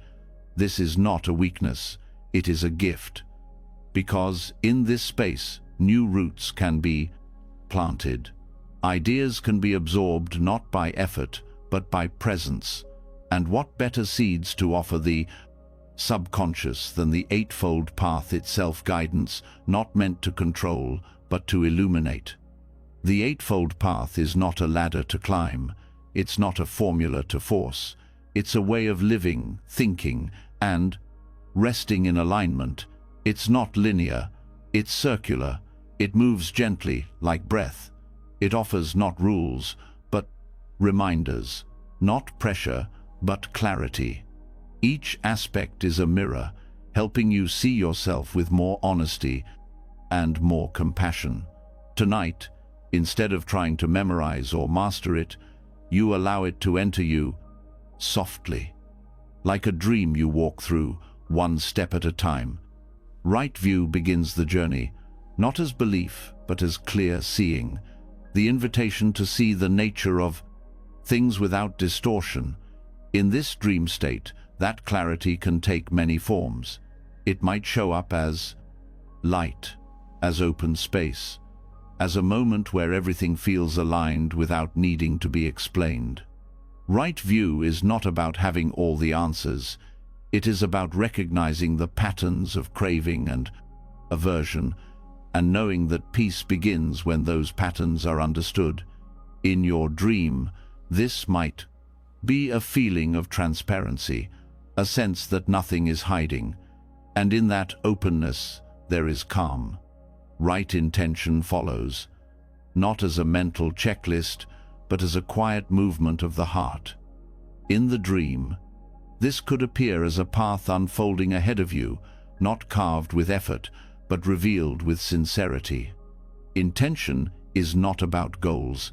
It is about direction, kindness over harm, letting go over holding tight, honesty over fear. As you rest deeper, let your heart drift toward this subtle reorientation. You are not forcing yourself into goodness. You are remembering that your natural state is already inclined toward it. When fear is softened, right speech arises next, not as sound, but as integrity. In your inner landscape, words may not be spoken, but the energy behind them can still be felt. Right speech is about the frequency of your truth, not volume, not persuasion, just alignment. Even in dreams, communication can feel different, cleaner, not as performance, but as presence. You may sense that some words vanish before they are formed, because they are no longer needed. Silence, too, becomes sacred. The absence of harmful language is not emptiness, it is clarity made visible. Right action appears not as busyness, but as harmony. In the dream, it might feel like walking without effort, moving without resistance, action that causes no harm, that serves without needing to be seen.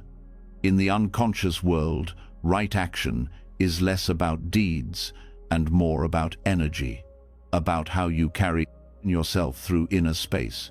Do you tread gently, even here? Do your thoughts move with care, even when no one is watching? Let the dream show you what it feels like to live in a body that no longer moves from grasping. Let it teach you how to act from wholeness instead of lack. Right livelihood is often misunderstood as work alone, but it is about more than jobs. It is about the foundation your life rests on, the systems you participate in, the way you support yourself and others. Even in sleep, your subconscious is aware of alignment, of when your inner values match your outer life. The dream may bring symbols of supportive exchange that feels nourishing instead of draining. You may feel what it's like to be sustained by something clean, and from that feeling, a deeper knowing is formed. That your rest, your work, your relationships, they are not separate from your path. Right effort appears not as strain, but as balance. In waking life, effort can feel like pressure. In dreams, it becomes rhythm, the cycle of attention returning, gently, again and again. This isn't about perfection, it's about continuity. The choice to remain present even when it's easier to drift.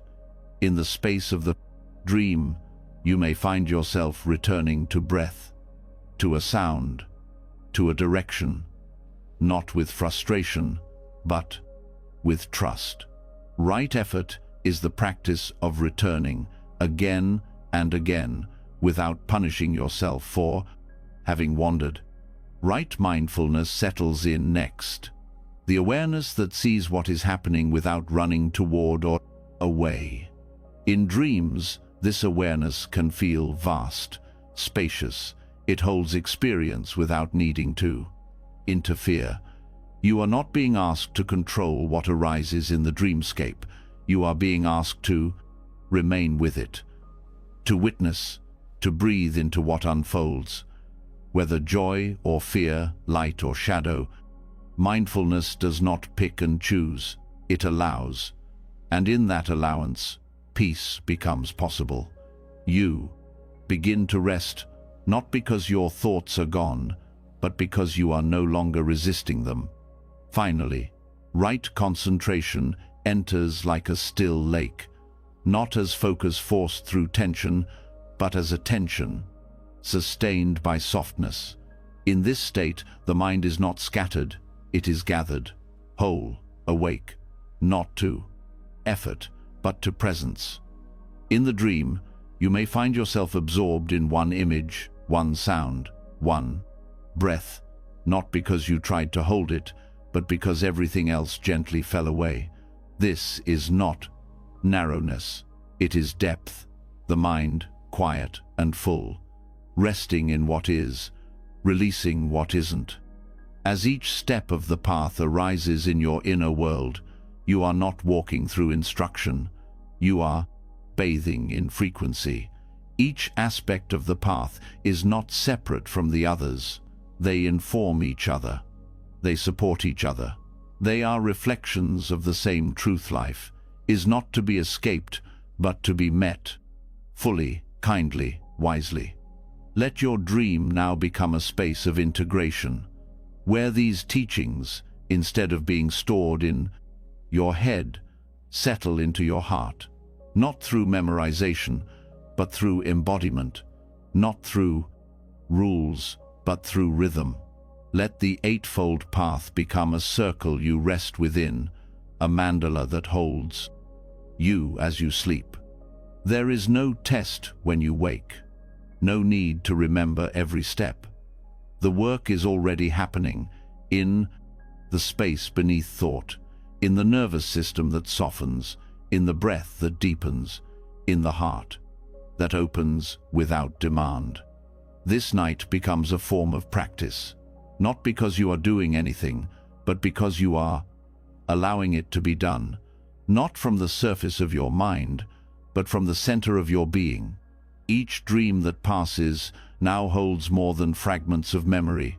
It holds wisdom, transmission, echoes of clarity that will shape how you move tomorrow, not with effort, but with ease, with direction that is not fixed, but aligned. Rest now inside the path, not beside it, not chasing it. Let it carry you. Let it settle into your bones. Let it teach you through silence what words never fully could. This is your practice, even in sleep, even in stillness, especially now. As your breath deepens and the teachings of the path dissolve gently into your sleep, there is a stillness that remains, not emptiness, but fullness without noise. After the inner work softens into your dreams, something vast lingers, a quiet presence that holds it all without trying to change a thing, not teaching, not judging, not reacting, just witnessing, calm, constant, patient, and above you, always watching, the moon. The moon does not speak, yet says everything. It does not chase the sun, yet never fails to appear. In the stillness of night, when the noise of the day has softened and your thoughts no longer rush, the moon becomes more than a light. It becomes a companion, a symbol of steady compassion, a mirror that does not distort what it reflects. The moon reminds you how to observe with kindness, not only the world, but yourself. Zen poets have long looked to the moon as a teacher. Its presence is gentle, but never weak. It changes shape, yet never disappears. You may not always see it, but it is always there. Much like awareness. Much like compassion. In the way the moon lights the darkness without effort, it shows us that serenity is not the absence of experience, but the ability to hold experience softly. To meditate with the moon is not to explain it. It is to sit beneath it, to breathe with it, to allow its presence to slow your mind. The moon does not demand attention, it receives it. It does not call for worship. It welcomes stillness. That stillness becomes a doorway. As you lie back in your bed, you become aware that you, too, can witness without interfering. This practice is not about silence in your surroundings. It is about quiet within your awareness. Let the moon in your inner world become a symbol, a guide. When your thoughts begin to stir, let the moon remind you how to stay without clinging, how to soften without fading, how to reflect without attachment. Zen poetry captures the moon not as an object, but as a way of seeing, a way of being. Lines written centuries ago still resonate because they speak through presence, not explanation. A verse about moonlight on water does not describe the moon. It describes the moment of noticing, the space between thought and insight, between observation and acceptance. When you practice this kind of seeing, you stop trying to define every feeling. You stop assigning meaning to every thought.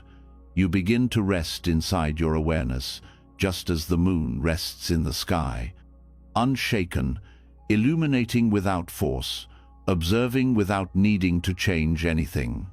This quality of witnessing is not passive. It is powerful in its patience. It transforms not by action, but by presence. The moon changes the tide not through pressure, but through rhythm, through relationship. You too have the ability to influence your inner world, not by controlling it, but by watching it with care. As you move deeper into this meditation, bring your attention to the feeling of being watched, not by judgment, but by compassion. Let the moon in your imagination or through your window be that gaze, one that holds you without opinion, that sees all your parts without turning away. This gaze is not external. It lives within you as well. The part of you that does not panic, that does not rush, that simply sees. Use this image when your mind begins to tighten, when rest feels distant, when your body feels restless. Return to the light of the moon. Steady, clear, not always bright, but always present. It does not need to explain itself to be believed. It simply continues. Let this be your model for compassion. Not dramatic, not loud, just steady. Not the kind that fixes, but the kind that remains. The kind that sees suffering and does not flee.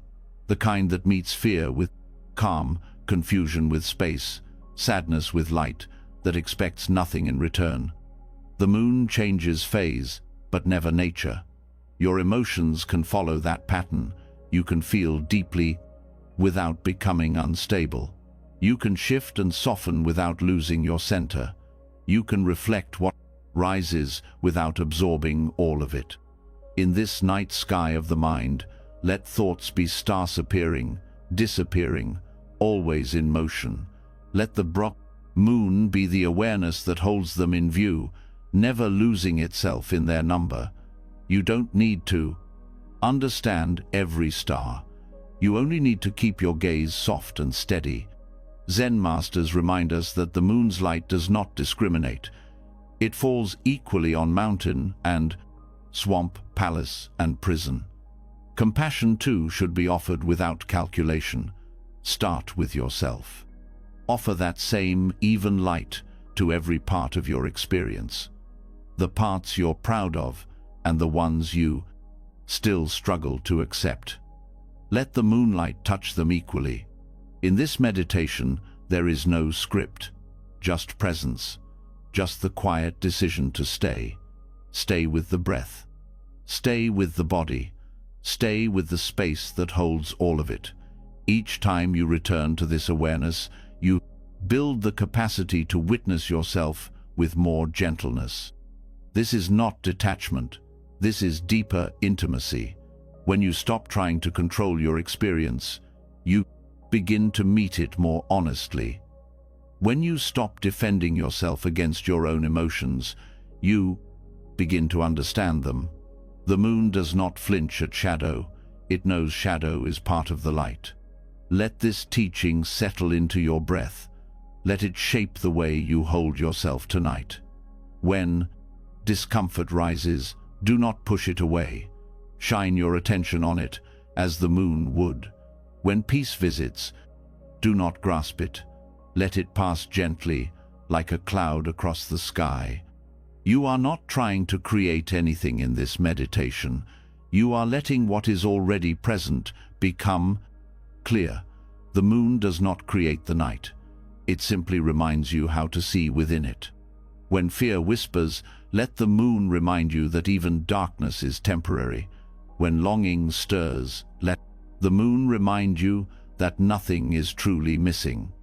When rest feels far, let the moon remind you that stillness does not need to be earned. You are not separate from this wisdom. You carry it.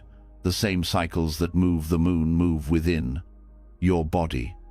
The same stillness that hangs in the sky exists behind your thoughts. The same light that illuminates oceans also touches your skin. As you continue to breathe, let your awareness stretch, not outward, but inward. Let the boundaries soften. Let the breath widen. Let the thoughts drift. Let the presence remain. This meditation does not end. It deepens. The moon will not stop shining just because you fall asleep. Your awareness will not stop witnessing just because your body becomes still. The compassion you offer now will continue to ripple through your dreams, through your nervous system, through your sleep. Let the moon be your reminder tonight. That softness is power. That observation is a form of love. That rest does not need to be silent to be sacred, and that you, just as you are, can be seen without being judged. Breathe now into that truth. Stay with it. Let it guide you. Let the light hold what your thoughts cannot carry. Let the sky absorb what your heart cannot name. Let this moment be enough. You are resting beneath a gaze that never leaves. You are held by something that asks for nothing. And, in that holding, you are free.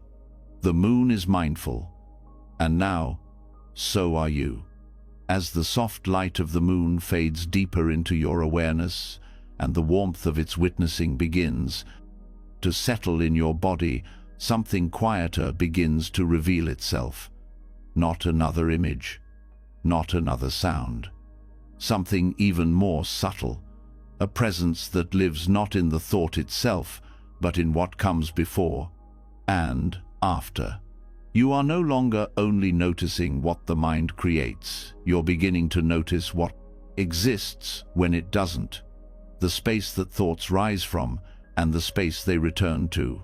This space is not nothing, it is the ground of everything, and learning to rest in it may be the most profound kind of stillness you will ever know. There is a teaching called shunyata, often translated as emptiness, but misunderstood as absence. It is not a void to fear. It is the freedom that arises when clinging stops, when identity softens, when layers of concept fall away, and what remains is not blankness, but clarity without form. Awareness without edges, stillness that doesn't belong to anyone and isn't dependent on conditions. Shunyata is not something far away. It's here already, underneath each thought, between each sensation, inside every pause you've ever taken without knowing why.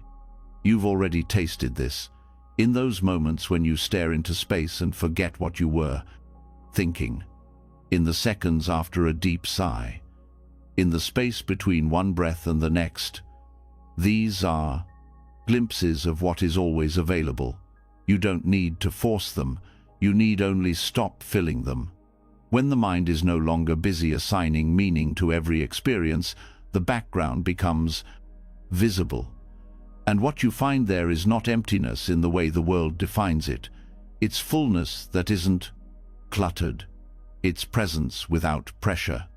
As you lie down now, let yourself begin to feel into these spaces, not by seeking them, but by noticing where effort disappears. The breath has a natural pause after the exhale. Rest in that pause. Let it stretch slightly. Don't reach for the next inhale. Let it come on its own.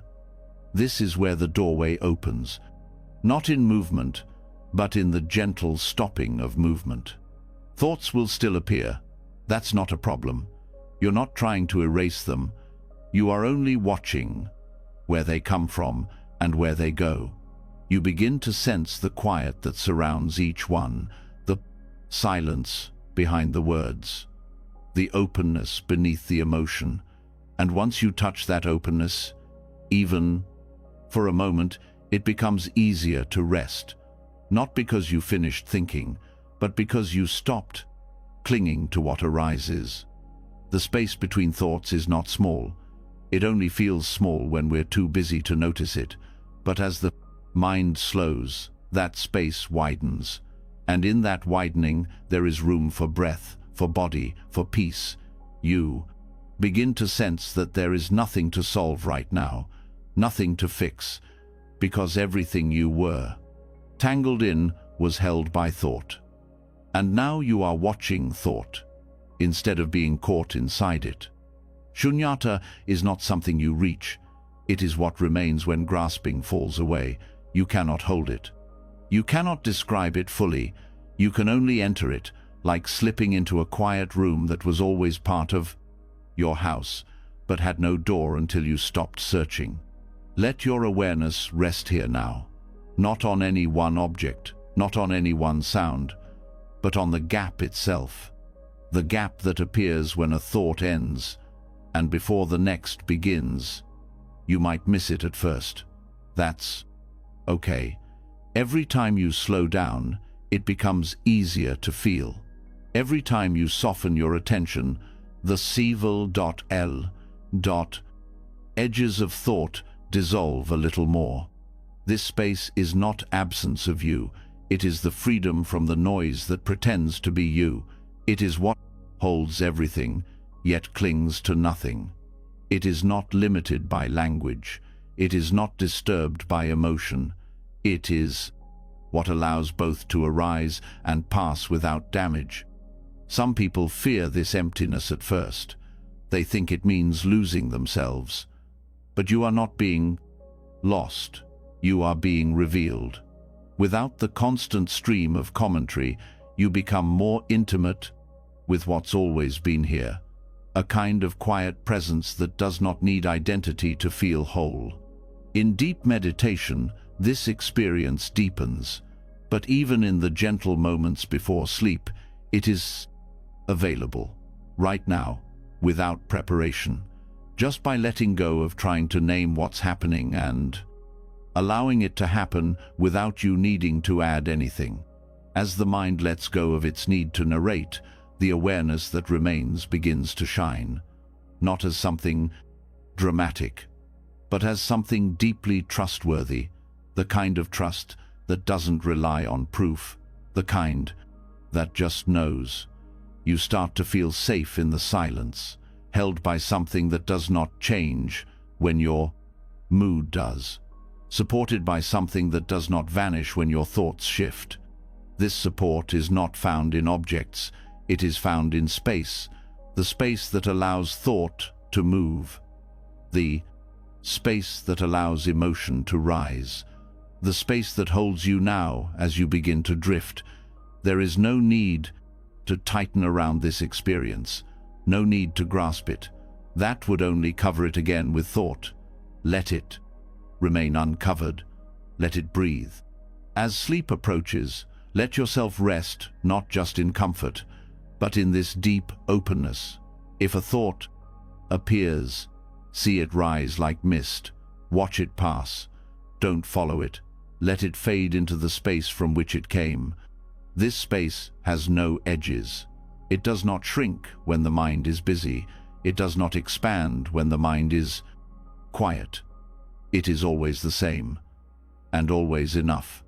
You can learn to rest here without needing to understand everything. This is not about clarity in the intellectual sense. It is about clarity that comes from not adding anything extra. You are not solving your life right now. You are letting go of the illusion that it needs to be solved all at once. You may feel moments of drifting. That is part of the process. Awareness does not need to be sharp to be present. Let it be soft. Let it float. Let it rest in the open space where thought does not press for attention. In this state, dreams may come differently, not chaotic, but spacious, not filled with noise, but shaped by clarity. When the mind has rested in emptiness, what it creates next is often more refined, less reactive, more in tune with truth. Even your breath may begin to feel different now, not just as a function, but as a flow, a reminder that movement and stillness are not opposites. They are part of the same unfolding, like waves rising and falling in an ocean that never resists its own depth. Let the space between thoughts cradle you now. Let it become the bed you rest in, the ground beneath your awareness. Let your body feel its support. Let your nervous system take its cue. Nothing here needs to be controlled. If you find your mind trying to grab hold of something, idea, a sensation, a memory, notice it gently. Then return to the gap, the pause, the stillness between. This return is the practice, the path back home, to a self not made of words or plans, but of presence. You are not trying to achieve a state. You are remembering one that has always existed, just beneath the surface. It is not fragile. It does not need guarding. It only needs space. The concept of emptiness can feel distant when explained, but when felt, it becomes the most intimate experience there is, the feeling of being untouched by your own thoughts, the realization that nothing has to be added to this moment to make it worthy. Let sleep meet you here, not with effort, but through surrender.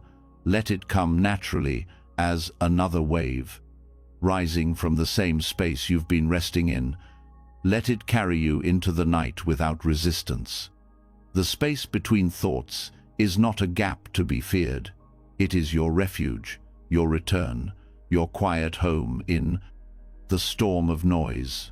And tonight, you are here not chasing, not controlling, not clinging, just resting. In the space that has always been yours, in the calm that does not need to be created, in the stillness that was waiting for your attention. And now that you've remembered it, let it hold you completely. Let it carry you gently. Let it bring you to sleep not as escape, but as deep reunion with peace that needs no name. As the quiet space between thoughts grows wider and your awareness begins to rest in what cannot be held or named, something softer starts to surface. Not another insight, not another state to enter, just a deep, undeniable sensation that has been there all along, waiting to be heard. Tiredness, not as a problem to be solved or a weakness to be covered, but as a voice, a signal, a messenger, the part of you that doesn't need more clarity, more light, or even more silence. The part of you that simply asks to stop, Tiredness is not just the end of energy. It is a doorway into a different kind of wisdom, a kind of knowing that doesn't come from books or lessons or techniques. It comes from reaching the limit of doing and discovering that there's still something holding you, that even when you can't keep going, life doesn't abandon you. The ground remains, the breath continues, and in that moment of surrender, when you finally let yourself be tired, you begin to learn what no amount of strength could teach. We are trained to ignore exhaustion, to push through, to pretend it's not there. Even in rest, the habit of effort lingers. You might lie down, but your mind continues to evaluate, to plan, to reflect. You don't truly stop. You just pause the outer movement while keeping the inner one alive. But the body knows. And tiredness doesn't lie. It shows up when enough has been enough. It speaks for the parts of you that no longer want to perform. When you let tiredness be your teacher, you step into a new relationship with yourself, one based not on achievement, but on honesty, on listening instead of managing, on pausing, not because it's strategic, but because it's true. Spiritual humility begins here not with understanding the mysteries of the universe, but with acknowledging that you are not a machine, that your limits are sacred, that stopping is not failure, it's alignment. This moment right now, as you prepare for sleep, may be the most honest moment of your day. Not because you have all the answers, but because your body is no longer pretending. The effort has faded. The masks have dropped. And what remains is the raw reality of what you're carrying. Fatigue in the rolpas, bones, slowness in the breath, a weight that words cannot carry. Instead of resisting this, what if you allowed it, not to win, but to guide? Let tiredness lead you not toward collapse, but toward release. Let it show you what it feels like to truly stop, not in frustration, not in resignation, but in reverence. The kind of stopping that says, I do not have to earn the right to rest. I do not have to prove my worth before I lie down. I am allowed to meet my limits with kindness. Fatigue is honest. It does not hide. It does not explain. It simply says, enough. And if you listen, you may notice that behind the exhaustion is something else: silence, a gentleness, a presence that is always waiting but cannot be felt when you're rushing. Letting yourself feel tired means releasing the need to perform, even in healing. You stop chasing experiences. You stop trying to reach a particular state. You let the moment be what it is. You let the padodas, weight of the day, sink deeper into the ground. You let your breath fall without lifting it back up too quickly. In this space, non-doing is not laziness. It is wisdom. It is the recognition that healing does not always come from activity, that understanding does not always come from thinking, that peace does not always come from practice. Sometimes it comes from simply being still long enough to notice that you are already being held. This is the depth of surrender, not giving up, but laying down the tools you've been using to stay ahead of pain, the tools of control, of planning, of self-improvement. You place them gently aside, not because they're wrong, but because they're heavy, and you don't need them now, not here, not in this moment of quiet honesty. There is nothing more humbling than being fully in your body when it is tired, when it does not respond to demands, when it does not rise to meet your ideals. This is where spiritual practice meets the ground, where the theory of compassion becomes real. You learn how to be kind to yourself, not by thinking kind thoughts, but by choosing not to push, by choosing stillness over striving. The ego will often resist this.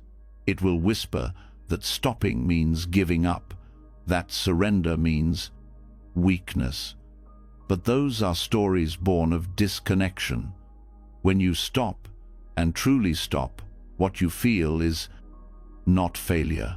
It is relief, a deep, quiet relief that you no longer have to hold yourself up, that gravity can be trusted, that rest is not a reward, it is a return. The more you allow tiredness to guide you, the more you begin to notice how much effort you carry without realizing it. The effort of being liked, the effort of being right, the effort of staying strong. Exhaustion reveals what you, 39, been hiding, even from yourself. But it also offers a gift, the chance to release all of it at once, not by fixing, not by working through it, just by letting it drop. This is not a one-time lesson. It is a rhythm, a cycle. You learn to stop again and again, to soften again and again, to return to humility again and again. Each night becomes another invitation. Each moment of fatigue becomes another doorway. And over time, this changes the way you move through the world. You begin to speak slower, to listen deeper, to respond with less noise. You stop reaching for what you don't truly need. You stop proving what no longer matters. And in that space, peace grows. Tiredness, when met with respect, becomes a teacher of gentleness. It teaches you how to hold yourself without force, how to meet pain without panic, how to return to stillness without needing permission. There is something profoundly spiritual about being still when every habit in you wants to keep going. About closing your eyes when the world tells you to stay alert. About saying, I will rest now, because my body asks for it, and my heart needs it, and my spirit has waited long enough. Let yourself rest fully tonight, not as an interruption, but as completion. The completion of trying to be more. The completion of trying to know more. The completion of trying to hold what was never yours to carry. Let the bed receive your weight. Let the breath move on its own. Let every part of you that is tired come to the surface, and instead of resisting it, offer it space. This is the sacredness of surrender, not in grand gestures, but in the quiet act of doing nothing, in trusting that presence alone is enough, that the heart heals best not through effort, but through release. Let tonight be your practice in spiritual humility, not through discipline, but through honesty. Let tiredness speak. Let it teach. Let it lead you not into darkness, but into rest that holds more wisdom than any book or meditation or mantra. You do not need to rise again yet. You do not need to prepare for tomorrow. Right now, you are learning how to be with yourself without demand, and in that space, healing happens on its own. Let the tired parts of you rest. Let the silent parts of you rise. Let all that effort fall away. You are already enough. You have already done enough. Now, let yourself be held by stillness. No more reaching, no more striving, no more pretending to be okay when what you really need is rest. You are here, you are seen, you are safe to let go. And in that letting go, something else awakens. A new way of being, a deeper way of knowing, a quieter kind of strength, the kind that does not push forward but surrenders back. Let tiredness guide you home. Let it show you that peace was never lost. It was only waiting for you to stop, and now you have. And now you are free. After surrendering to your exhaustion with gentleness and allowing tiredness to be your teacher rather than your enemy, something subtle but powerful becomes clear. You were never alone in your rest. Even as your thoughts slowed and your body gave in to stillness, there was something quietly holding you. You weren't collapsing, you were being received. The very moment you stopped pushing, you were met by something deeper, not just gravity or breath, but something more complete. What rises next is not another effort. It is recognition that you are supported not only by your own willingness to let go, but by life itself. There is a quiet truth that rests behind all teachings. The Dharma, when fully lived, does not demand constant effort. It teaches you how to stop, and in stopping, how to be held. This is not philosophical comfort. It is a lived experience, one that becomes most visible when everything else has paused. Sleep, in this way, is not just a bodily function, it becomes a continuation of practice, a place where surrender and support meet. Reframing sleep as Dharma means you are no longer using it only to escape or recover. You are entering it with reverence. You begin to treat it not as a gap between doing, but as part of the path itself, a sacred space where nothing needs to be managed, and yet everything is cared for. This shift does not require a ritual or a specific method. It only asks that you remember one simple thing: your stillness is not a burden to the universe. It is its own form of harmony. Each time you lie down, the earth responds. The surface beneath you does not resist your weight. It receives it fully. That support is not metaphorical. It is real. Your bed, your floor, your cushion, the ground, all of it holds you without hesitation. You do not have to ask for permission. You only have to stop resisting being carried. In the same way that your breath continues without conscious effort, the world continues to support your stillness without needing a reason. You don't need to be useful to be worthy of rest. You don't need to achieve peace to be eligible for care. These ideas come from culture, not from Dharma. The Dharma teaches that every being is already part of the truth, already part of wholeness, and rest is one of the ways that wholeness expresses itself. Letting yourself be cradled by this understanding changes how you enter sleep. You no longer brace for the transition. You soften into it. You stop expecting your body to shut off like a switch. You start trusting that rest unfolds naturally in its own rhythm, just like every other part of nature. You are not broken when sleep takes time. You are not wrong when stillness feels awkward. You are simply in the process of returning. Returning to what? Not just physical quiet, but relational stillness.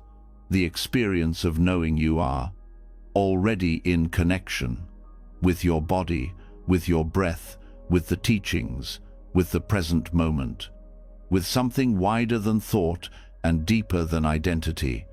The Dharma is not an external concept to apply. It is something you live, even when your eyes are closed, especially when you are no longer performing. In that honesty, you realize that sleep is not separate from your practice. It is one of the purest expressions of it, a moment where the need to grasp, to explain, to accomplish disappears. And what's left? The simple truth of being, not doing anything, not trying to become anyone, just lying there, breathing, resting, held not only by a surface, but by something unspoken. The Dharma shows you that this stillness is not empty. It is filled with support, not in the form of answers, but in the form of presence. You may begin to notice this even in the smallest details: the way your breath softens on its own, the way your muscles begin to release without you having to direct them, the way silence becomes a comfort instead of a void. These are not random. These are responses to surrender, proof that when You stop pushing. Life adapts to meet you. This isn't something to believe. It's something to feel, in your body, in your breath, in your awareness. And as you relax further into it, you start to sense that the same principles that guide your mindfulness during the day also guide you at night. Attention becomes less about focus and more about trust. Awareness becomes less about control and more about openness. Sleep becomes less about unconsciousness and more about union. Union with what? With everything that has been holding you all along, with the Dharma that does not abandon you when you are tired, with the reality that does not require effort to be kind, with the breath that keeps returning, not because you earned it, but because you are still here. You don't have to earn rest. That is perhaps one of the most radical teachings of all. You don't have to prove anything to stop. You don't have to be pure, productive, or perfect.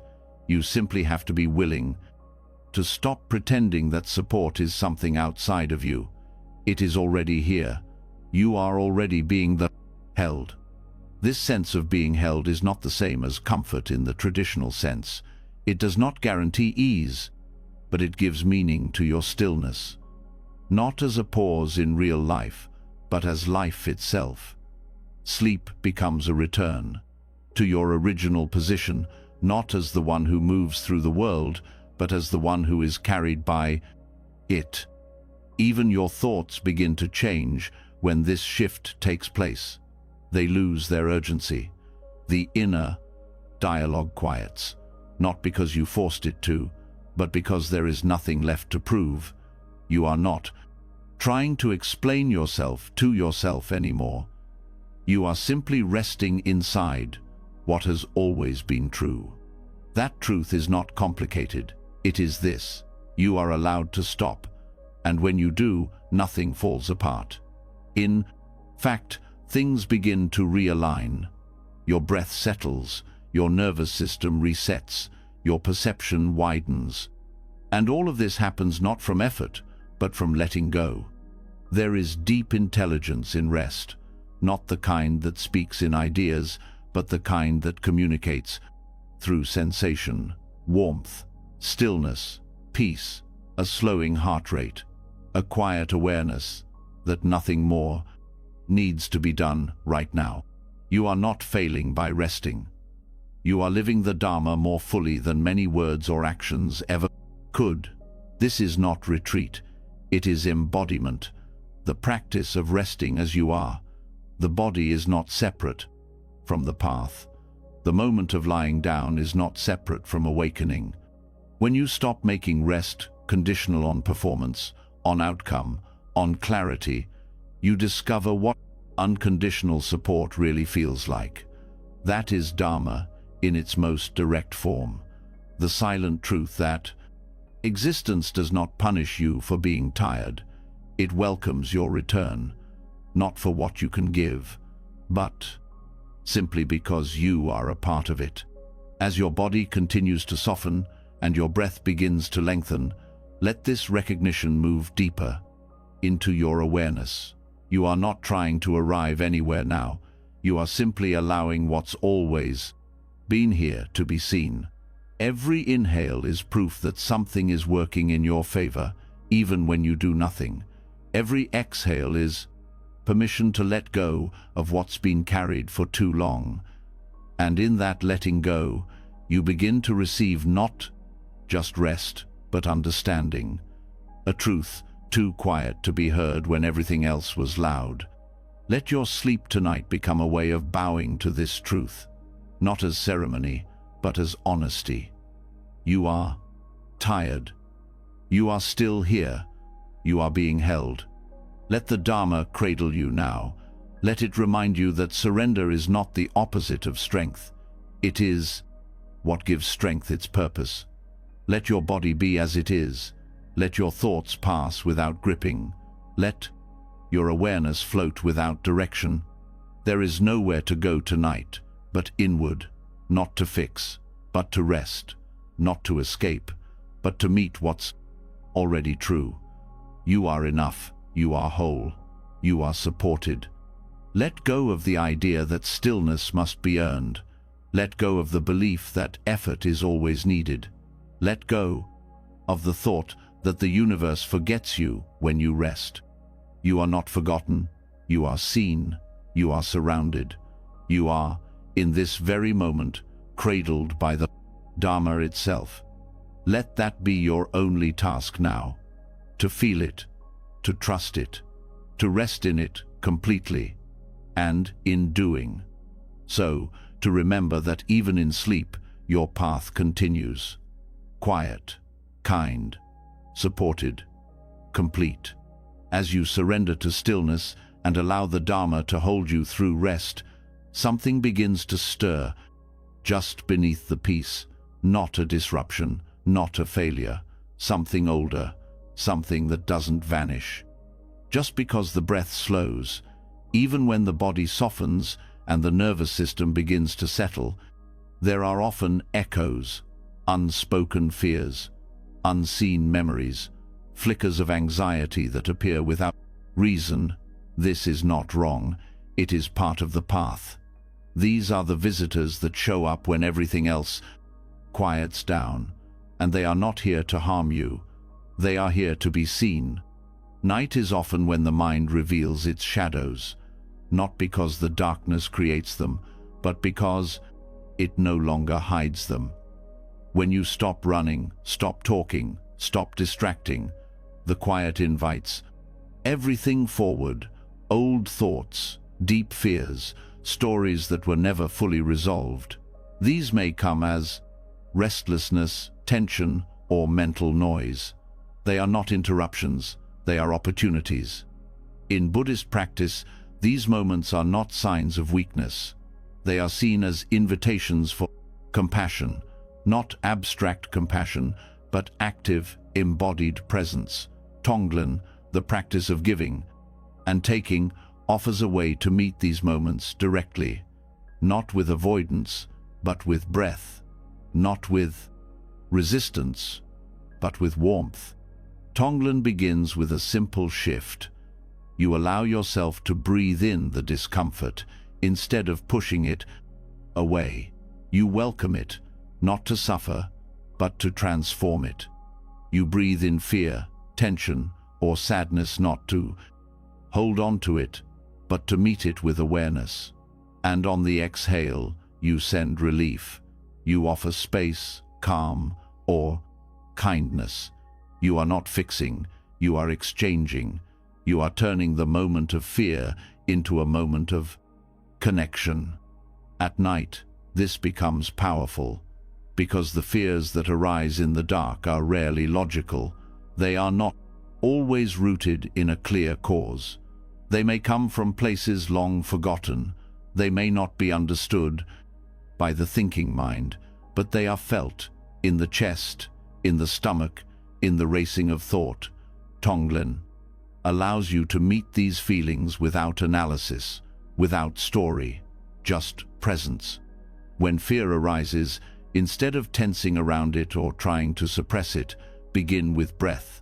Breathe into the place where the sensation lives. Allow it. Let it be as strong or as quiet as it wants. You are not trying to shrink it. You are trying to be present with it. As you breathe in, imagine you are drawing that energy into a vast, open space within you, a space big enough to hold it, not to absorb it, but to acknowledge it. And as you exhale, send comfort. Not to escape, but to stay, not to remove, but to respond. This practice may feel unfamiliar at first.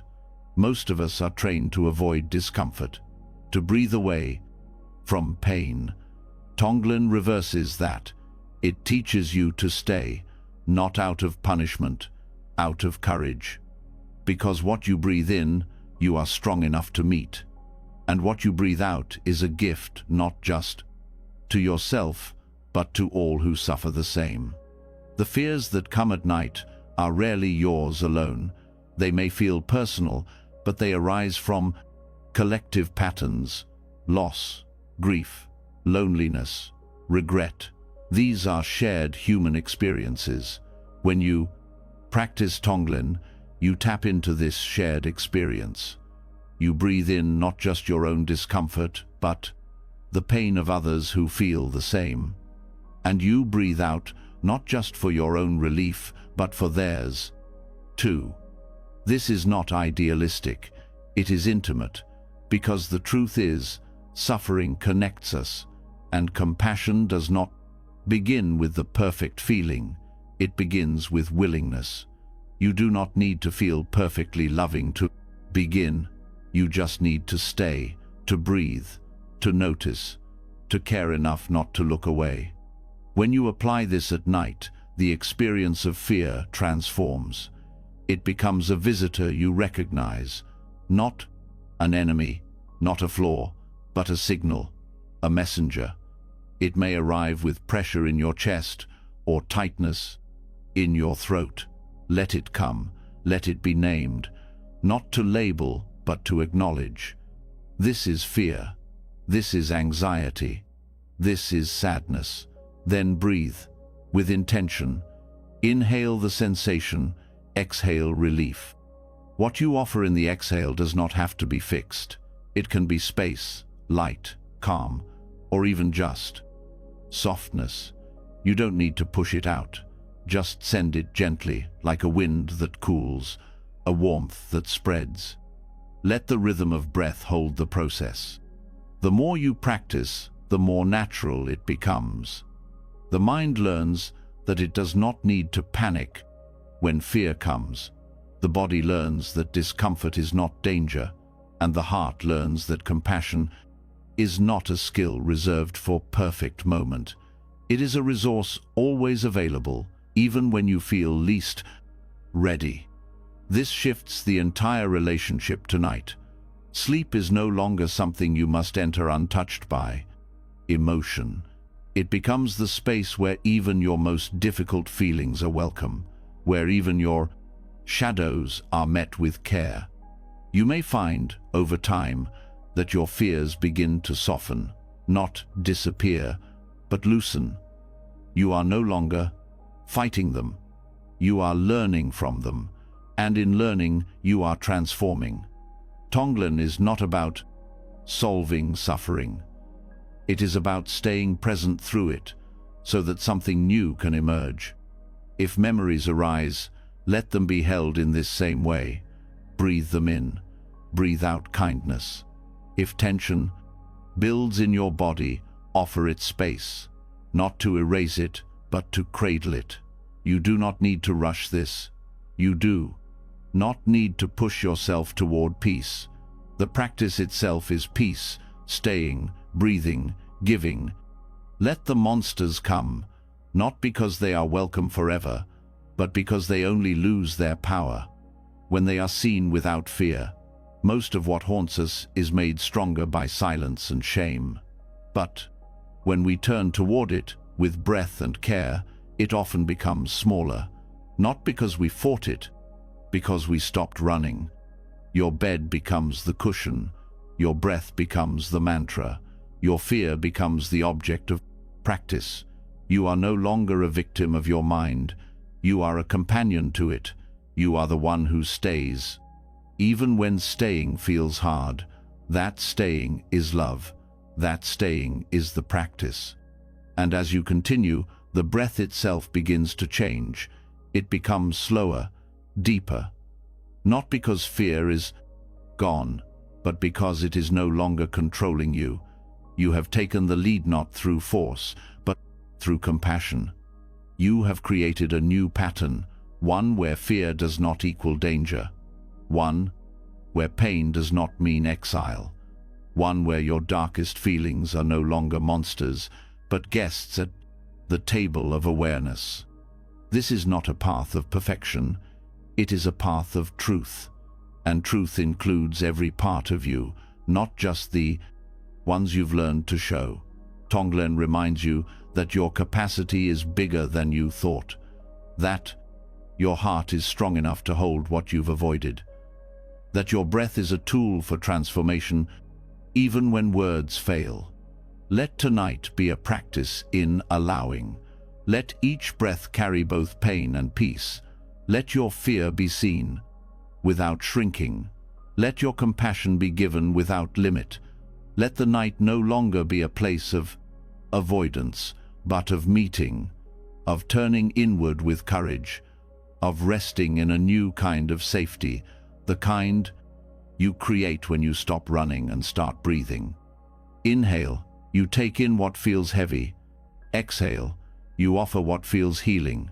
And between these two, you remain, awake enough to stay, soft enough to rest, strong enough to love what is hard to love. The monsters don't need to be fought. They need to be welcomed. They need to be breathed into. They need to be seen not as failures, but as visitors. And when you meet them with this kind of awareness, they begin to fade, not because you banished them, because they were transformed in the light of your presence. Let that presence stay with you now. Let the practice continue, not as a task, but as a rhythm. Let your breath be the bridge between fear and love, between pain and rest, between night and morning. And know this, every time you stay with what you once avoided, you are not only healing yourself, you are also helping someone else do the same. You are part of something wider. This is not just your practice. It is part of the shared healing of the world. One breath at a time, one night at a time, one shadow lovingly met in the dark. After greeting your inner fears with compassion and meeting discomfort without retreat, you begin to notice a shift, not a dramatic one, not a breakthrough, just a quiet steadiness, the kind that arrives only after you've stopped running, after the shadows have been seen, after your breath has been used, not to escape but to stay. From that staying, a deeper simplicity begins to emerge, a realization that you do not need more tools, more steps, or more effort to find calm. You need less, much less. And sometimes, less means just one thing, one single breath, fully lived. In a world that constantly demands more, the idea that one breath is enough can sound naive, but the breath Dharma points in a different direction. It teaches that presence is not measured by quantity, that transformation does not require complication, that peace does not need to be chased, it needs to be returned to, and the shortest path to that return is breath. One conscious breath can hold more clarity than an entire day of distraction, not because it is powerful on its own, but because you are finally there to feel it, completely, with nothing added, with nothing filtered, just you and the breath, real, honest, whole. When your attention lands fully on a single inhale, the rest of the world softens, not because the problems disappear, but because your grip on them loosens.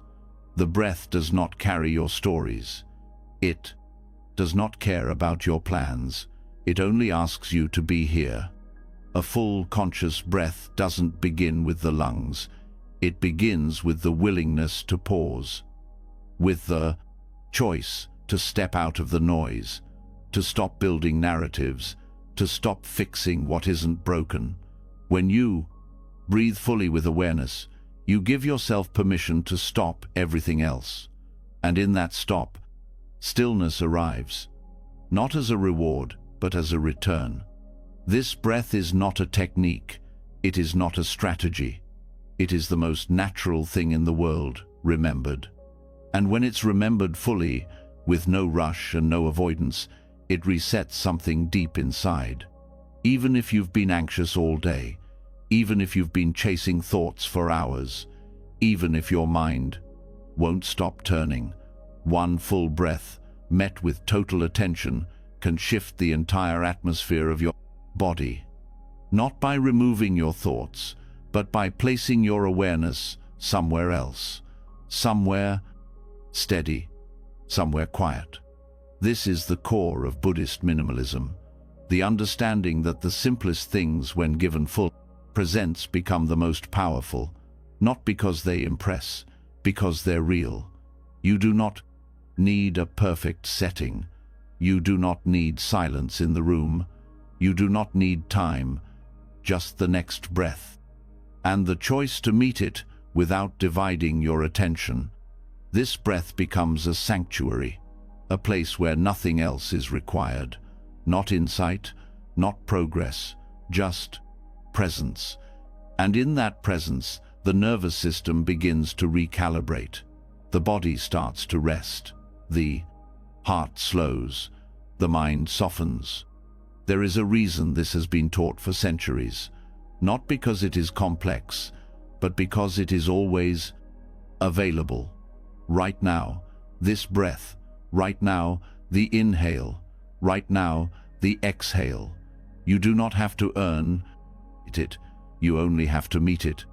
Let yourself feel the full arc of this one breath, from the moment air touches your nose, to the rise of your chest, to the pause at the top, to the long, easy release.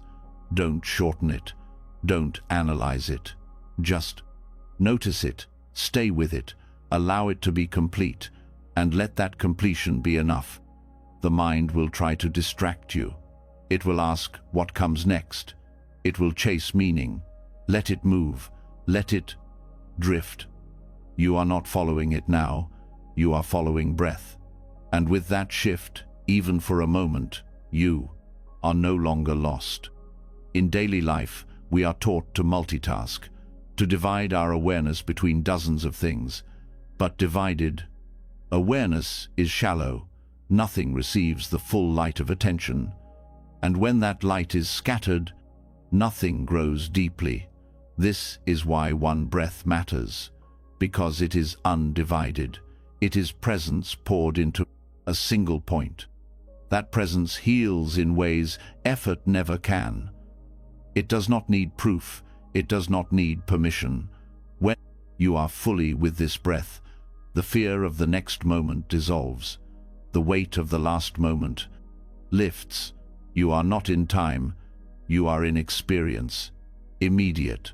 Whole. Minimalism in practice is not about doing less for the sake of doing less.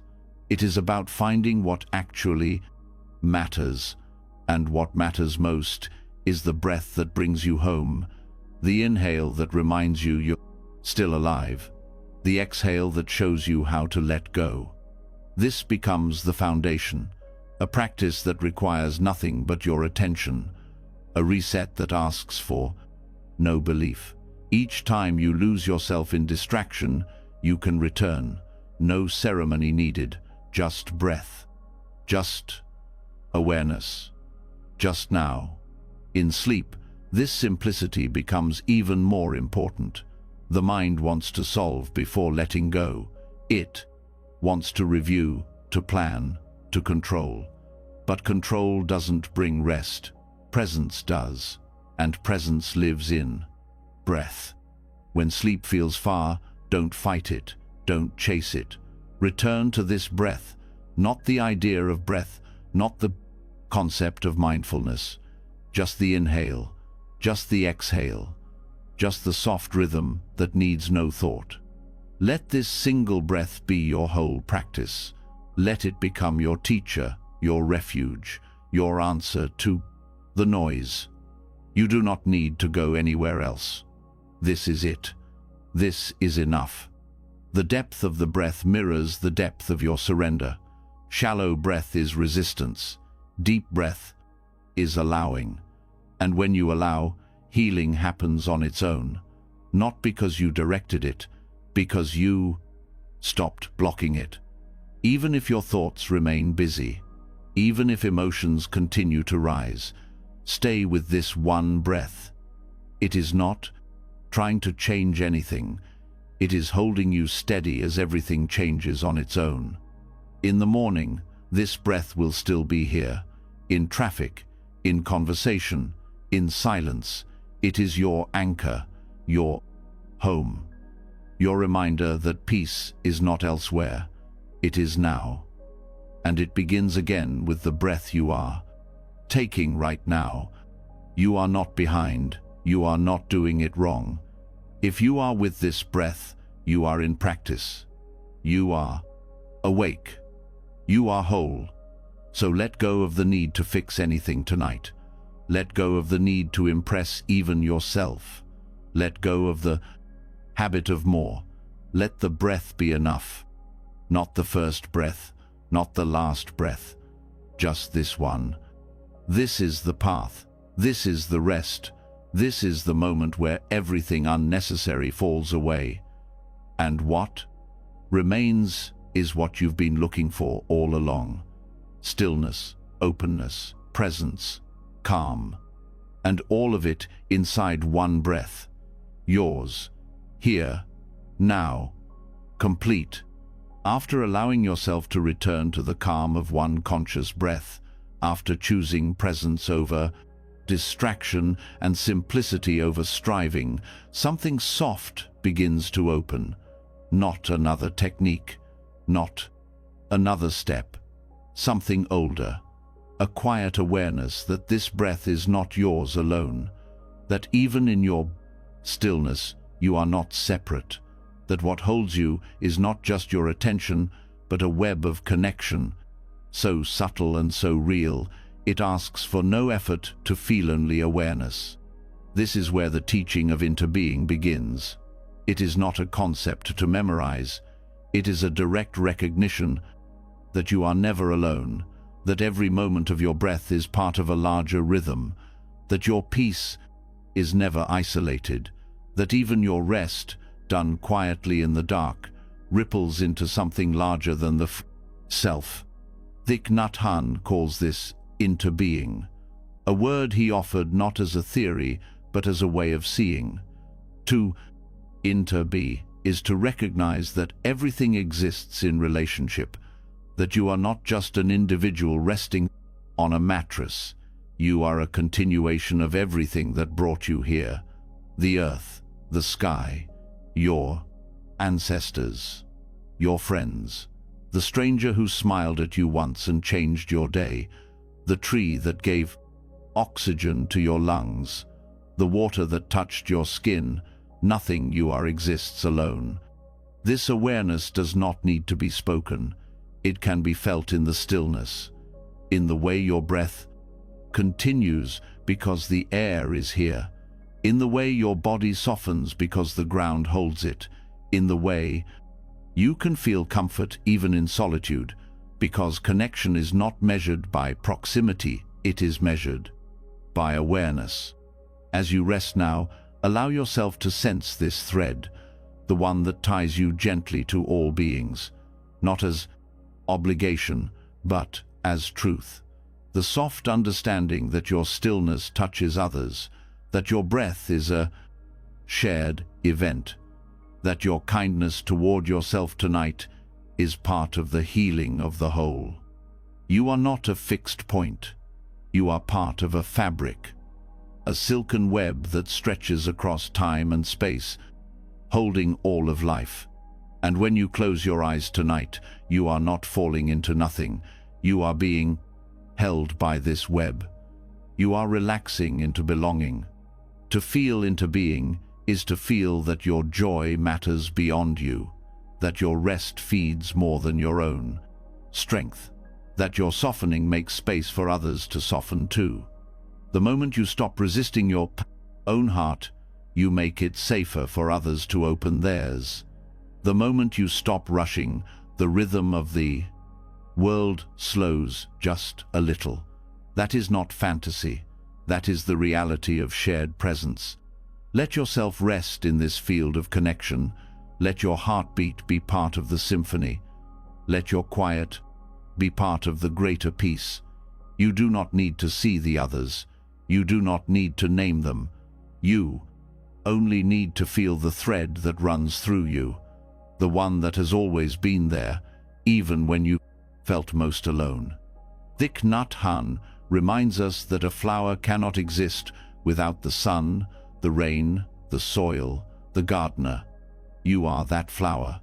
You are also the sun, the soil, the water, the care. You are made of the conditions that support you. And tonight, you return to those conditions with gratitude. When you rest with this understanding, your body no longer feels isolated. Your heart no longer feels fragile. You begin to sense that even your vulnerability is shared, that others, right now, are feeling what you feel, their fears, their tenderness, their longing to be safe, to be whole. And this shared experience becomes a kind of comfort that no logic can provide. You do not need to reach out, you only need to stay present. The connection is already there. Let it be felt in the breath, in the warmth of the blanket, in the silence that surrounds you like a quiet embrace. You are not apart from life, you are held within it. When you struggle, others feel it too. When you find ease, that ease spreads, not by will, but by presence.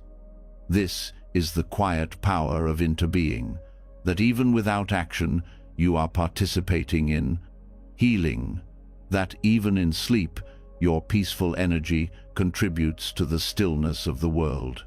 Let yourself feel how deeply you belong, not because you've done enough, but because you are here, because your breath continues, because your heart beats with others. Each inhale you take has passed through trees, through oceans, through lungs, not your own. Each exhale you offer returns to the world, becoming air for someone else.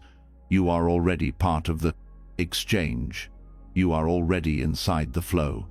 This truth can become your bed tonight. Let it hold you. Let it replace isolation with connection.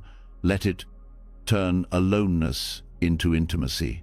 You do not need to add anything to experience this. You only need to remember. As you breathe now, visualize the web, not like wires or lines, like energy, soft, strong, invisible, but deeply real. A web that holds not only you, but every person you've ever loved, every person you've never met, every being you will never know. All of it part of one body. Your body, their body. One shared experience, moving in rhythm. And when pain arises, let it be part of this too. You don't need to fix it. You don't need to hide it. Pain, shared, becomes lighter. Not because it disappears, but because it is no longer carried alone. This is the deeper rest, not just stillness in the body, but ease in the spirit. The knowing that you are supported by more than your own effort. That the Dharma is not something you carry, but something that carries you, and it does so through the thread of connection that lives in all things. Let this knowing slow your breath. Let it soften the edges of your thoughts. Let it ease the tired parts of you that feel they must hold everything together. You don't have to. You were never meant to. You were meant to rest sometimes. And when you rest, you honor the thread. You allow others to do the same. That is not passive. That is an offering. So tonight, your offering is your stillness, your willingness to be part of the web without trying to control it, your choice to rest fully, knowing that you are already in relationship with everything that matters. You are not separate from peace. You are not outside the circle. You are not a mistake trying to become something better. You are already part of something complete. Let that truth become your lullaby. Let it sing through your breath. Let it echo in your bones. Let it hold you long enough that you begin to trust it, not because you understand it, but because you feel it. And in that feeling, everything begins to change, one breath at a time, one night at a time, one silken thread reminding you that you have always belonged, even here, even now, especially now. After resting in the warmth of connection, after allowing yourself to dissolve into the soft fabric of interbeing, What rises next is not separation, but the realization that what continues to disturb the mind, what still stirs beneath the surface, is not outside of you. It is the wheel itself, the movement of thought, the habits of craving, the subtle tensions that come from wanting something else. Even in stillness, these movements try to pull you back, and this is not failure, it is simply the momentum of samsara. To recognize samsara is not to create fear, it is to begin seeing clearly. Samsara is the cycle of dissatisfaction, the movement that spins every time you crave, resist, or become lost in confusion. It is not a punishment, it is a pattern, one that continues not because of fate, but because of repetition. And the most gentle way to shift this pattern is to slow it, not by force, not by judgment, by watching. The wheel of samsara turns each time the mind chases what it wants or pushes away what it dislikes. Each time it forgets what is present and slips into story. It is the pattern that says something is missing and you must chase it, or something is wrong and you must escape it, or nothing matters and you are lost. These are the three poisons: greed, aversion, and delusion. They are the energy that fuels the cycle, and they are not enemies to be defeated. They are movements to be noticed. As you lie here now, not searching, not solving, you can begin to feel how this wheel still turns. Maybe in subtle anxiety, maybe in restless thought, maybe in the need to find meaning even in this moment of peace. That is the mind trying to restart the cycle. You can choose not to follow it. You can choose to breathe instead. Each breath becomes a space where the wheel slows, where the pull to react fades, where the clarity beneath the craving becomes visible. When you do not act on the first impulse of the mind, you create distance. Not distance from yourself, but distance from habit. This distance is not separation, it is spaciousness. And in that space, you can begin to watch the back movement instead of becoming it. You begin to see how craving arises not because you lack something, but because you forgot to feel what is already here. You see how aversion appears not because the moment is wrong, but because discomfort feels unfamiliar. You see how delusion emerges when the mind moves too fast to notice what is true. To meditate on samsara is to meditate on movement, to bring attention not only to thoughts, but to the direction they pull you. Not to stop thought, but to feel the speed, to sense the weight of the cycle. And with each breath, to choose to slow it, to not grab what arises, to not run from what appears, to not get lost in what fades. The mind may try to argue. It may say, if I stop engaging, I will fall behind. If I stop thinking, I will lose control. But this too is part of the wheel, the need to hold something so tightly that you never allow the spin to stop. And yet, peace does not come from holding, it comes from loosening. Samsara is not a curse. It is a teacher. It shows you where your energy goes. It reveals your attachments. It mirrors back your habits. And when you watch it with gentleness, it begins to lose its urgency. What once seemed like survival begins to feel optional. Breath becomes the center point, the pause in the cycle. When the wheel spins, the breath remains still. When the thoughts chase, the breath stays. This is why returning to breath is not a simple technique. It is the act of stepping outside the pattern. It is choosing not to feed the movement. With each inhalation, you gather presence. With each exhalation, you release resistance. And as you repeat this, the wheel does not stop instantly, but it slows. The mind becomes less reactive. The heart softens. You stop looking for relief somewhere else.